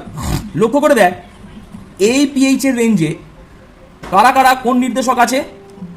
মিথাইল অরেঞ্জ নেই, মিথাইল রেড নেই, লিটমাস প্রায় নেই। লিটমাস কিন্তু এটা মানে খুব ভালো নির্দেশক নয়। ফেনোল্যাফথ্যালিন আছে, কেন 8 থেকে 10, এখানে বলেছে 7 থেকে 10.5, তার মানে এর মধ্যে কে ঢুকে যাচ্ছে, ফেনোল্যাফথ্যালিন। তার মানে শুধু একমাত্র মৃদু অ্যাসিড এবং তীব্র ক্ষারের বিক্রিয়ায় কোন নির্দেশক ব্যবহার করা যায়, ফিনলফথ্যালিন। ঠিক আছে, ফেনোল্যাফথ্যালিন নির্দেশক ব্যবহার করব। 4 লাস্ট পয়েন্ট, যদি আমি মৃদু অ্যাসিড আর মৃদু ক্ষার নিই, তখন দেখব এই মৃদু অ্যাসিড এবং মৃদু ক্ষারের বিক্রিয়ায় পিএইচটা দাঁড়াচ্ছে, পিএইচ হচ্ছে মৃদু অ্যাসিড এবং মৃদু ক্ষারের বিক্রিয়ায় পিএইচ হচ্ছে 6.8 থেকে 8.4। এই পিএইচ এর মান আমরা পেয়েছি। তো এই পিএইচ এর ক্ষেত্রে এই মানের মধ্যে কোনো উপযুক্ত নির্দেশক কিন্তু ঢোকেনি। লিটমাসকে আমরা ধরবো না কখনোই। লিটমাস পেপার হিসাবে ইউজ করা হয়, তাই আমরা নির্দেশকের লিটমাসকে ব্যবহার করি না। তাহলে এখানে দেখলাম এর মধ্যে মিথাইল অরেঞ্জও ঢোকেনি, মিথাইল রেডও ঢোকেনি এবং ফেনলাফথ্যালিন ও ঢোকেনি। কেন? ফেনলাফথ্যালিনের শুরু হচ্ছে 8.3 থেকে 10, এটা 8.4 গিয়ে শেষ হয়ে গেছে। ঠিক আছে, মানে একদম তুই বলিস কেন 8.3 তো ঢুকে যাচ্ছে, ওইভাবে ঢুকলে হবে না, বিস্তার থাকতে হবে, একটা মানের বিস্তার থাকতে হবে, তবে সেই নির্দেশকটা কাজ করবে। সুতরাং দেখা গেল মৃদু অ্যাসিড এবং মৃদু ক্ষারের বিক্রিয়ার যে বিস্তার, তাতে কোনো উপযুক্ত নির্দেশকই পিএইচ এর বিস্তার দেখাচ্ছে না। সেই জন্য আমরা বলতে পারি এই ক্ষারে টাইট্রেশনে বা প্রশমন ক্রিয়ায় কোনো উপযুক্ত নির্দেশক নেই। তাহলে কোনো নির্দেশক দ্বারা আমরা এই প্রশমন ক্ষণকে নির্ণয় করতে পারবো না। ব্যাপারটা বুঝিয়ে দিলাম। যাদের বুঝতে খুব বেশি অসুবিধা, এটাকে দেখছি, অর্থাৎ যে তীব্র অ্যাসিড প্লাস তীব্র ক্ষার এর প্রশমন বিক্রিয়ায় কোন নির্দেশক ব্যবহার করব? সমস্ত নির্দেশক। আচ্ছা, তারপরে চলে আসছি তীব্র অ্যাসিড আর মৃদু ক্ষার এর বিক্রিয়ায় কোন নির্দেশক ব্যবহার করব? লিখছি আমি মিথাইল অরেঞ্জ আর মিথাইল রেড, এই নির্দেশক ব্যবহার করব। তারপরে চলে আসছি, এগুলো যারা বুঝতে না পারলে আগেরটা মুখস্থ করবো টেনে। মৃদু অ্যাসিড আর তীব্র ক্ষার এর প্রশমন ক্রিয়ায় কোন নির্দেশক ব্যবহার করব?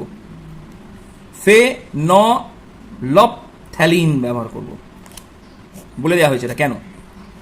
আর লাস্ট হচ্ছে মৃদু অ্যাসিড আর মৃদু ক্ষার এদের বিক্রিয়ায় প্রশমন ক্রিয়ায় কোন নির্দেশক ব্যবহার করব? কোনো উপযুক্ত নির্দেশক নেই। কেন নেই বুঝিয়ে দিয়েছি। ঠিক আছে, এরপর তোদের যেটা ইম্পর্টেন্ট, তোরা একবার আমি একটু এতে বুঝিয়ে দিই। স্টোন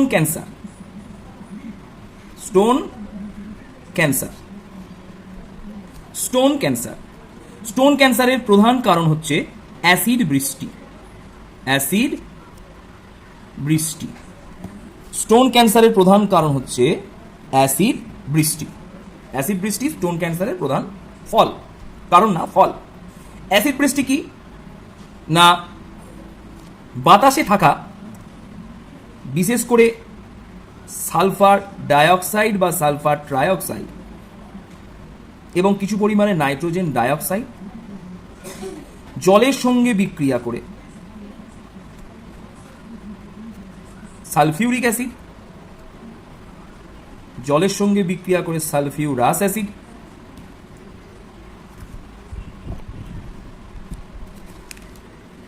এবং NO2 জলের সঙ্গে বিক্রিয়া করে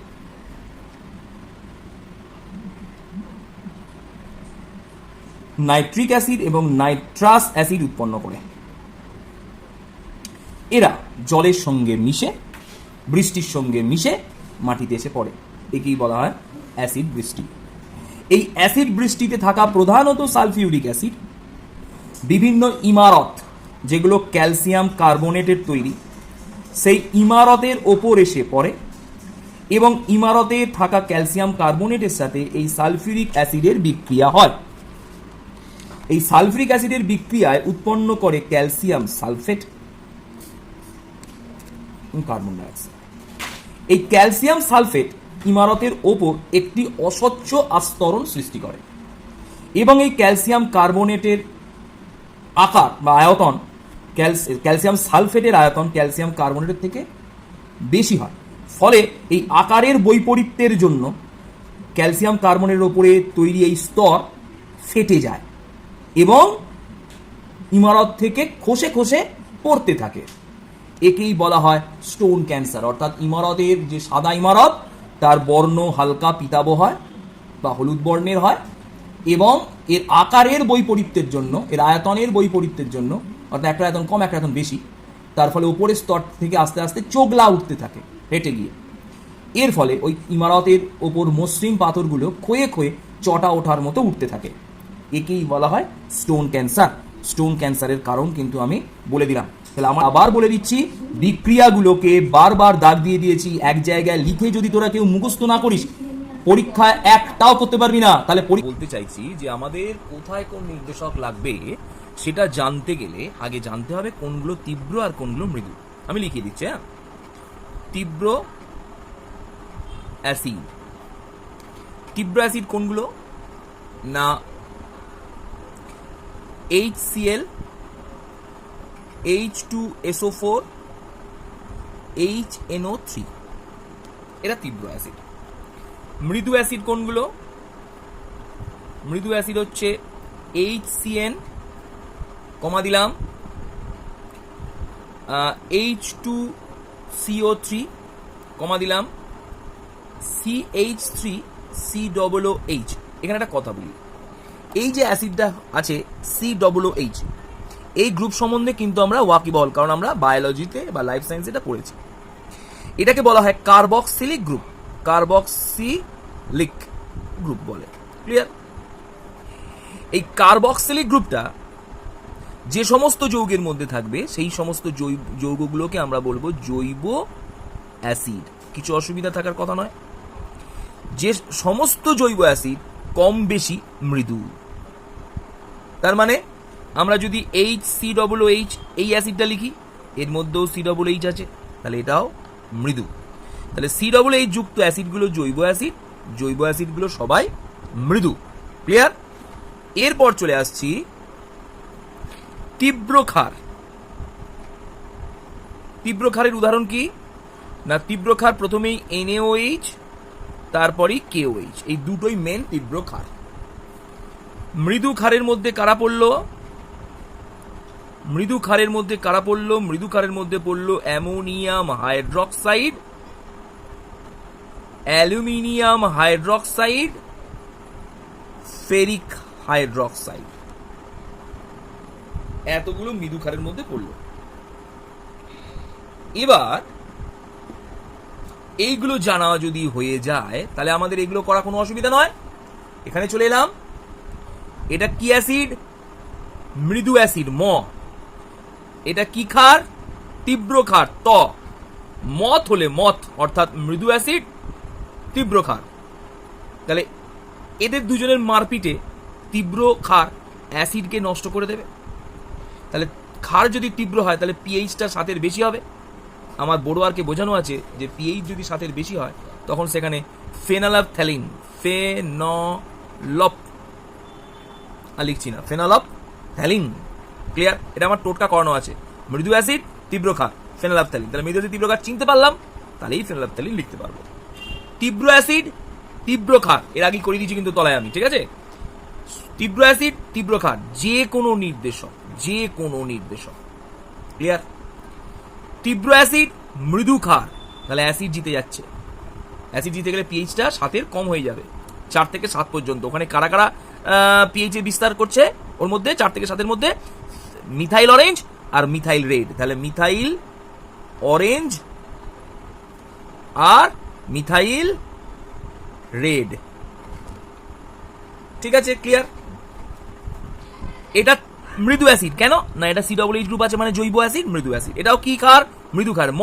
দুটোই মৃদু। কোনো উপযুক্ত নির্দেশক নেই, নেই এখানে। এখানে যে কোনো আছে, এখানে নেই। তীব্র অ্যাসিড, তীব্র ক্ষার, যে কোনো নির্দেশক ব্যবহার করা যেতে পারে, যে কোনো। মৃদু অ্যাসিড, মৃদু ক্ষার, কোনো নির্দেশক নেই। ক্লিয়ার? অ্যান্সার বোঝা গেল নিশ্চয়ই? আচ্ছা, বলছি লবণকে আমরা প্রকৃতপক্ষে 3 ভাগে ভাগ করতে পারি। একটা হচ্ছে সাধারণ লবণ,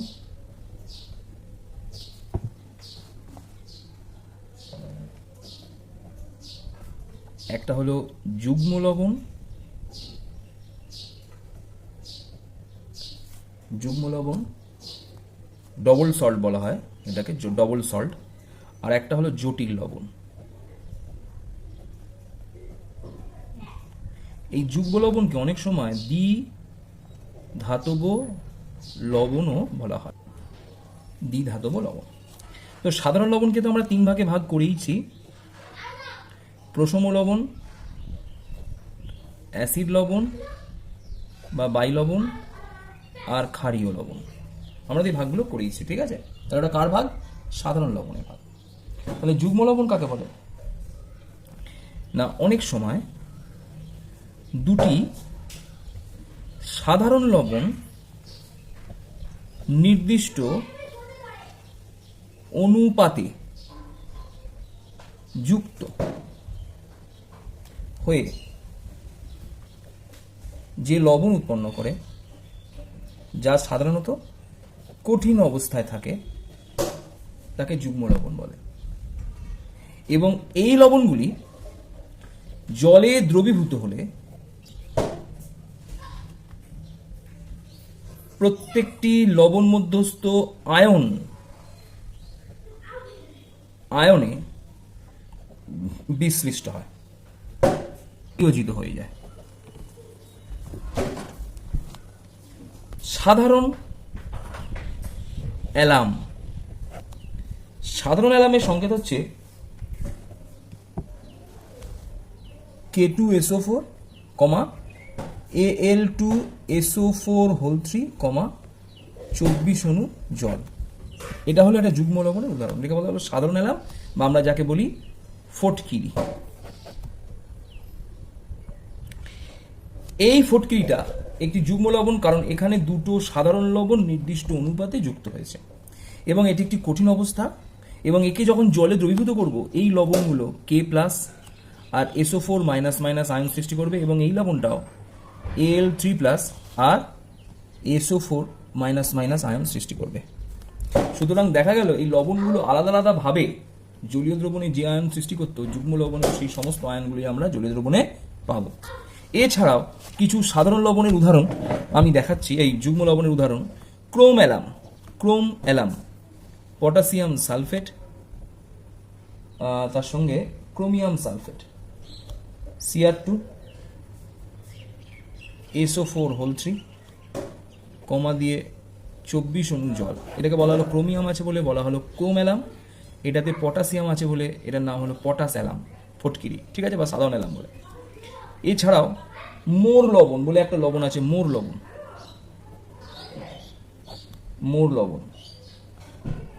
লবণ হচ্ছে অ্যামোনিয়াম সালফেট, তার সঙ্গে ফেরাস সালফেট, তার সঙ্গে 6 অণু জল। এটাকে বলা হলো মোর লবণ। এগুলো হলো যুগ্ম লবণের উদাহরণ। তার মানে এরা সবাই প্রত্যেকটা আয়ন মাধ্যমে উৎপন্ন করতে পারবে। SO4-, এখানে হবে Fe2+, আবার SO4-। প্রত্যেকটা লবণের আয়নগুলো জলীয় দ্রবণে উৎপন্ন হবে। এরা হলো জটিল লবণ। কিন্তু এরা হলো যুগ্ম লবণ বা দ্বিধাতব লবণ। এবার জটিল লবণে চলে গেলাম। জটিল লবণগুলো হলো প্রত্যেকটা আয়ন নির্দিষ্ট রাসায়নিক বন্ধনে যুক্ত হবে। রাসায়নিক বন্ধনে যুক্ত হয়ে যে লবণ সৃষ্টি করবে, সেই লবণটি যদি জলীয় দ্রবণে ভিন্ন ধর্ম বিশিষ্ট একটি আয়ন সৃষ্টি করে, সাধারণ আয়ন যদি সৃষ্টি না করে, যদি ভিন্ন ধর্মবিষ্ট কোনো জটিল আয়ন সৃষ্টি করে, তখন সেই লবণটাকে আমরা বলবো জটিল লবণ। বুঝতে পারলাম? বোঝাচ্ছি। যেমন পটাশিয়াম ফেরোসায়ানাইড, নামটা হলো নামটা বলে দিচ্ছি, পটাশিয়াম ফেরোসায়ানাইড। পটাশিয়াম ফেরোসায়ানাইডের সংকেত হচ্ছে K4FeCN হোল 6। প্রথমত আমরা জটিল লবণ চিনব কি করে, তার একটা নিয়ম আমি বলে দিই। এরকম লবণের মধ্যে যদি থার্ড ব্র্যাকেট দেওয়া থাকে, তখন সেই লবণগুলোকে আমরা নামকরণ করব জটিল লবণ। এই পটাশিয়াম ফেরোসায়ানাইডের মধ্যে কোন কোন আয়ন যুক্ত হয়েছিল? KCN, পটাশিয়াম সায়ানাইড, এবং ফেরাস সায়ানাইড FeCN। KCN এবং FeCN এই দুটো লবণ পরস্পর যুক্ত হয়ে নির্দিষ্ট রাসায়নিক বন্ধনের মাধ্যমে যুক্ত হয়ে উৎপন্ন করেছে এই জটিল লবণটা। তাহলে এই জটিল লবণে এই আয়নগুলোর K+, CN- এবং Fe2+ এই আয়নগুলো পাওয়া উচিত ছিল। কিন্তু দেখা গেল যে এই আয়নগুলো কে প্লাস সিএন মাইনাস হ্যাঁ Fe2+, এই আয়নগুলো সাধারণত না পেয়ে এখানে একটা নতুন ধরনের আয়ন সৃষ্টি হলো, যে আয়নটার নাম হলো Fe(CN)(4). এই যে আয়নটা সৃষ্টি হলো এটা এক প্রকারের জটিল আয়ন। এই আয়ন সৃষ্টির জন্য এই লবণটাকে আমরা নাম দিলাম জটিল লবণ। তার মানে জটিল লবণে এই থার্ড ব্র্যাকেটের মধ্যে থাকা আয়নগুলো সাধারণ লবণের মতো জলীয় মাধ্যমে পৃথক পৃথকভাবে আয়ন সৃষ্টি করতে পারে না, তারা একসাথে একটা নির্দিষ্ট আয়ন সৃষ্টি করে। সেই আয়নের গঠনটা জটিল প্রকৃতির, তাই আমরা এটাকে বললাম জটিল আয়ন। জটিল আয়ন সৃষ্টিকারী লবণগুলোকে বলবো জটিল লবণ। কিন্তু একটা কথা বলে রাখি, এই থার্ড ব্র্যাকেটের মধ্যে যেটা থাকবে সেটা কিন্তু জটিল আয়ন গঠন করলেও থার্ড ব্র্যাকেটের বাইরে যেটা থাকবে এটাকে বলা হয় বহিঃমণ্ডল। থার্ড ব্র্যাকেটের মধ্যে অঞ্চলটাকে বলা হয় অন্তঃমণ্ডল আর এইটাকে বলা হয় বহিঃমণ্ডল। বহিঃমণ্ডলের মধ্যে থাকা আয়নগুলো কিন্তু সাধারণ অবস্থায় মাধ্যমে আয়ন সৃষ্টি করতে পারবে। অর্থাৎ বহিঃমণ্ডলে K4 ছিল, তাহলে K+ আয়নটা পেলাম, কিন্তু বাকি আয়নগুলো যেগুলো থার্ড ব্র্যাকেটের মধ্যে আছে সেই আয়নগুলোর কিন্তু অস্তিত্ব পাওয়া যাবে না। তাই থার্ড ব্র্যাকেটের গোটা আয়নটা একসঙ্গে প্রকাশ পায় বলে এদের জটিল আয়ন এবং জটিল লবণ বলা হলো। বোঝা গেল আয়নটা, লবণটা বুঝিয়ে দিলাম, ঠিক আছে। অ্যান্টাসিড দুই প্রকারের, একটা হলো সিস্টেমিক অ্যান্টাসিড। সিস্টেমিক অ্যান্টাসিড কাকে বলে? সিস্টেমিক অ্যান্টাসিড যে সমস্ত অ্যান্টাসিডগুলো একটা নির্দিষ্ট নিয়ম মেনে কাজ করে, নিয়ম মেনে কাজ করে, 1 নম্বর। 2 নম্বর, এই সমস্ত অ্যান্টাসিডগুলো জলে দ্রাব্য। এই দ্রাব্যতার জন্য এরা সহজেই পাকস্থলী থেকে দেহে এরা কি হয়? শোষিত হয়। এই শোষিত হয় বলেই 3 নম্বর পয়েন্ট, সেই এরা দেহের অম্ল ও ক্ষারের ভারসাম্যকে নষ্ট করে। এটা 1 নম্বর point, systemic antacid. Systemic antacid হলো সোডিয়াম বাইকার্বনেট, এক প্রকারের সিস্টেমিক অ্যান্টাসিডের উদাহরণ সোডিয়াম বাইকার্বনেট। এছাড়াও আমরা ফিজিক্সে সাইট্রিক অ্যাসিড বলে একটা অ্যাসিড এর আগের দিনই পড়েছি, তাই তো? সাইট্রিক অ্যাসিডের সংকেত হচ্ছে এরকম, ভালো করে দেখেন। এটাকে আমরা কি বলেছিলাম? সাইট্রিক অ্যাসিড, ঠিক আছে। এই সাইট্রিক অ্যাসিডের 3টে হাইড্রোজেনের পরিবর্তে 3টে যদি সোডিয়াম ঢুকে যায়, কেন? এটা লবণ তৈরি হচ্ছে। এই হাইড্রোজেনগুলো কি হাইড্রোজেন ছিল? প্রতিস্থাপনীয় হাইড্রোজেন। অ্যাসিড ঘাটে শিখেছি, তাহলে প্রতিস্থাপনীয় হাইড্রোজেনগুলো ধাতু বা ধাতুর মতো আচরণকারী মূলক দ্বারা প্রতিস্থাপিত হয়েছে। এই যে যৌগটা তৈরি হলো এটার নাম হচ্ছে সোডিয়াম সাইট্রেট। তো এর যদি সংকেত আমরা লিখতে চাই সাধারণভাবে, এর সংকেত কি? এর সংকেত হচ্ছে Na3, একটা দুটো তিনটে চারটে পাঁচটা ছটা, C6, oxygen 1 2 3 4 5 6, O6, hydrogen 1 2 3 4 5 6, H6। এটাকে বলা হয় সোডিয়াম সাইট্রেট। সোডিয়াম সাইট্রেটের সংকেত আর গঠনটা আমরা দেখালাম। সোডিয়াম সাইট্রেট কি? এক প্রকারের লবণ। এটা কি লবণ? সমিত লবণ। কেন? এখানে 3টেই প্রতিস্থাপনীয় হাইড্রোজেন ছিল, 3টে হাইড্রোজেনকেই 3টে সোডিয়াম দ্বারা প্রতিস্থাপিত হয়েছে। কেন এটা এইভাবে করালাম? তার কারণ হচ্ছে আমরা আগেই অ্যাসিড খাট লবণ পড়ে এসেছি, ক্লিয়ার? তাহলে এই 2 ধরনের অ্যান্টাসিডের নাম বললাম, এটাও এক প্রকারের লবণ, এটাও এক প্রকারের লবণ। তো এইটা হলো সিস্টেমিক অ্যান্টাসিড। আর নন সিস্টেমিক অ্যান্টাসিড কাকে বলা হবে? নন সিস্টেমিক অ্যান্টাসিড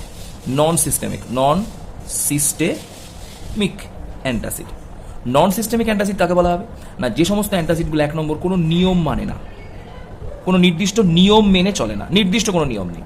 2 নম্বর হচ্ছে এরা জলে অদ্রাব্য।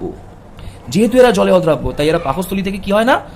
দেহে শোষিত হয় না। এরা দেহে সহজেই শোষিত হয় না বলে এরা দেহের অম্ল ও ক্ষারের ভারসাম্যকে কি করে না? নষ্ট করে না, ঠিক আছে। এরা দেহের অম্ল ক্ষারের ভারসাম্যকে নষ্ট করে না। সাধারণত ম্যাগনেসিয়ামের লবণ বা ম্যাগনেসিয়াম গঠিত যৌগ ম্যাগনেসিয়াম হাইড্রক্সাইড, এছাড়াও হাইড্রক্সাইডকে আমরা কি হিসাবে ব্যবহার করি? আজকে বলে দিই কথাটাকে। মিল্ক অফ ম্যাগনেসিয়া লিখলাম না, milk of magnesia. Magnesium hydroxide অপর নাম মিল্ক অফ ম্যাগনেসিয়া। এটা হচ্ছে এক প্রকারের জলে প্রলম্বন। ম্যাগনেসিয়াম হাইড্রক্সাইডের জলে প্রলম্বনকে মিল্ক অফ ম্যাগনেসিয়া বলা হয়। এছাড়াও আছে ম্যাগনেসিয়াম কার্বনেট। তাহলে এরা কি হলো? নন সিস্টেমিক অ্যান্টাসিড। কিছু ক্যালসিয়ামের লবণ আছে, কিছু ক্যালসিয়ামের লবণের মধ্যে আছে ক্যালসিয়াম কার্বনেট। এছাড়াও কিছু অ্যালুমিনিয়ামের ক্ষার আছে, অ্যালুমিনিয়াম গঠিত ক্ষার, অ্যালুমিনিয়াম হাইড্রক্সাইড। তাহলে aluminium hydroxide calcium carbonate, magnesium carbonate এবং ম্যাগনেসিয়াম হাইড্রক্সাইড, যেটাকে আমরা মিল্ক অফ ম্যাগনেসিয়াম বলি, তাহলে এটা এক প্রকার কি দ্রবণ? প্রলম্বন দ্রবণ। ঠিক আছে, এটা এদের সব প্রশ্ন ছিল, আমি একবার করে বলে দিলাম। তার সাথেও অনেকে প্রশ্ন একটা দুটো করেছিস। আবার সন্ধিগত মৌল আমি যদিও বুঝিয়েছি, তবু আরেকবার বুঝিয়ে দিই। যে সমস্ত মৌলগুলোর ইলেকট্রন বিন্যাস যদি করি, তাদের যদি স্থিত অবস্থায় বা স্থায়ী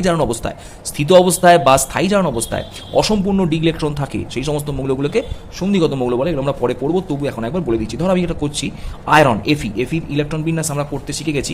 26 ইলেকট্রন বিন্যাস লিখছি, 1s2 2s2 2p6 3s2 3p6 4s2 করেছি। দেখ মোট 20টা হয়েছে, আর কটা আছে হাতে? 6টা, 3d6। এবার লক্ষ্য করে দেখ যেটা বলতে চাইছি, 3d কত? 6। ডি কত? ডিতে কটা থাকার কথা? 10টা। তাহলে অসম্পূর্ণ ডি ইলেকট্রন মানে যদি ডিতে 10টার থেকে কম ইলেকট্রন থাকে, সেই সমস্ত ইলেকট্রন বিন্যাসযুক্ত মৌলগুলিকে আমরা কি বলবো? সন্ধিগত মৌল বলবো। কি বললাম বুঝতে পারা গেল? অর্থাৎ যে সমস্ত মৌলের ইলেকট্রন বিন্যাস করতে গিয়ে যদি ডিতে অসম্পূর্ণ ডি ইলেকট্রন থাকে, মানে 10টার কম থাকে, তখন সেই সমস্ত মৌলগুলোকে আমরা সন্ধিগত মৌল বলে। যেমন ভ্যানাডিয়াম 23 এর ইলেকট্রন বিন্যাস হচ্ছে 4s2, এটা যা আছে তাই লিখবো 4s2 3d3। তাহলে এখানে কটা ইলেকট্রন আছে? 3টে, 10টার কম। তাহলে এই ভ্যানাডিয়াম এক প্রকারের কি হয়ে গেল? সন্ধিগত মৌল। তাহলে সন্ধিগত মৌলটা কিন্তু বুঝিয়ে দিলাম।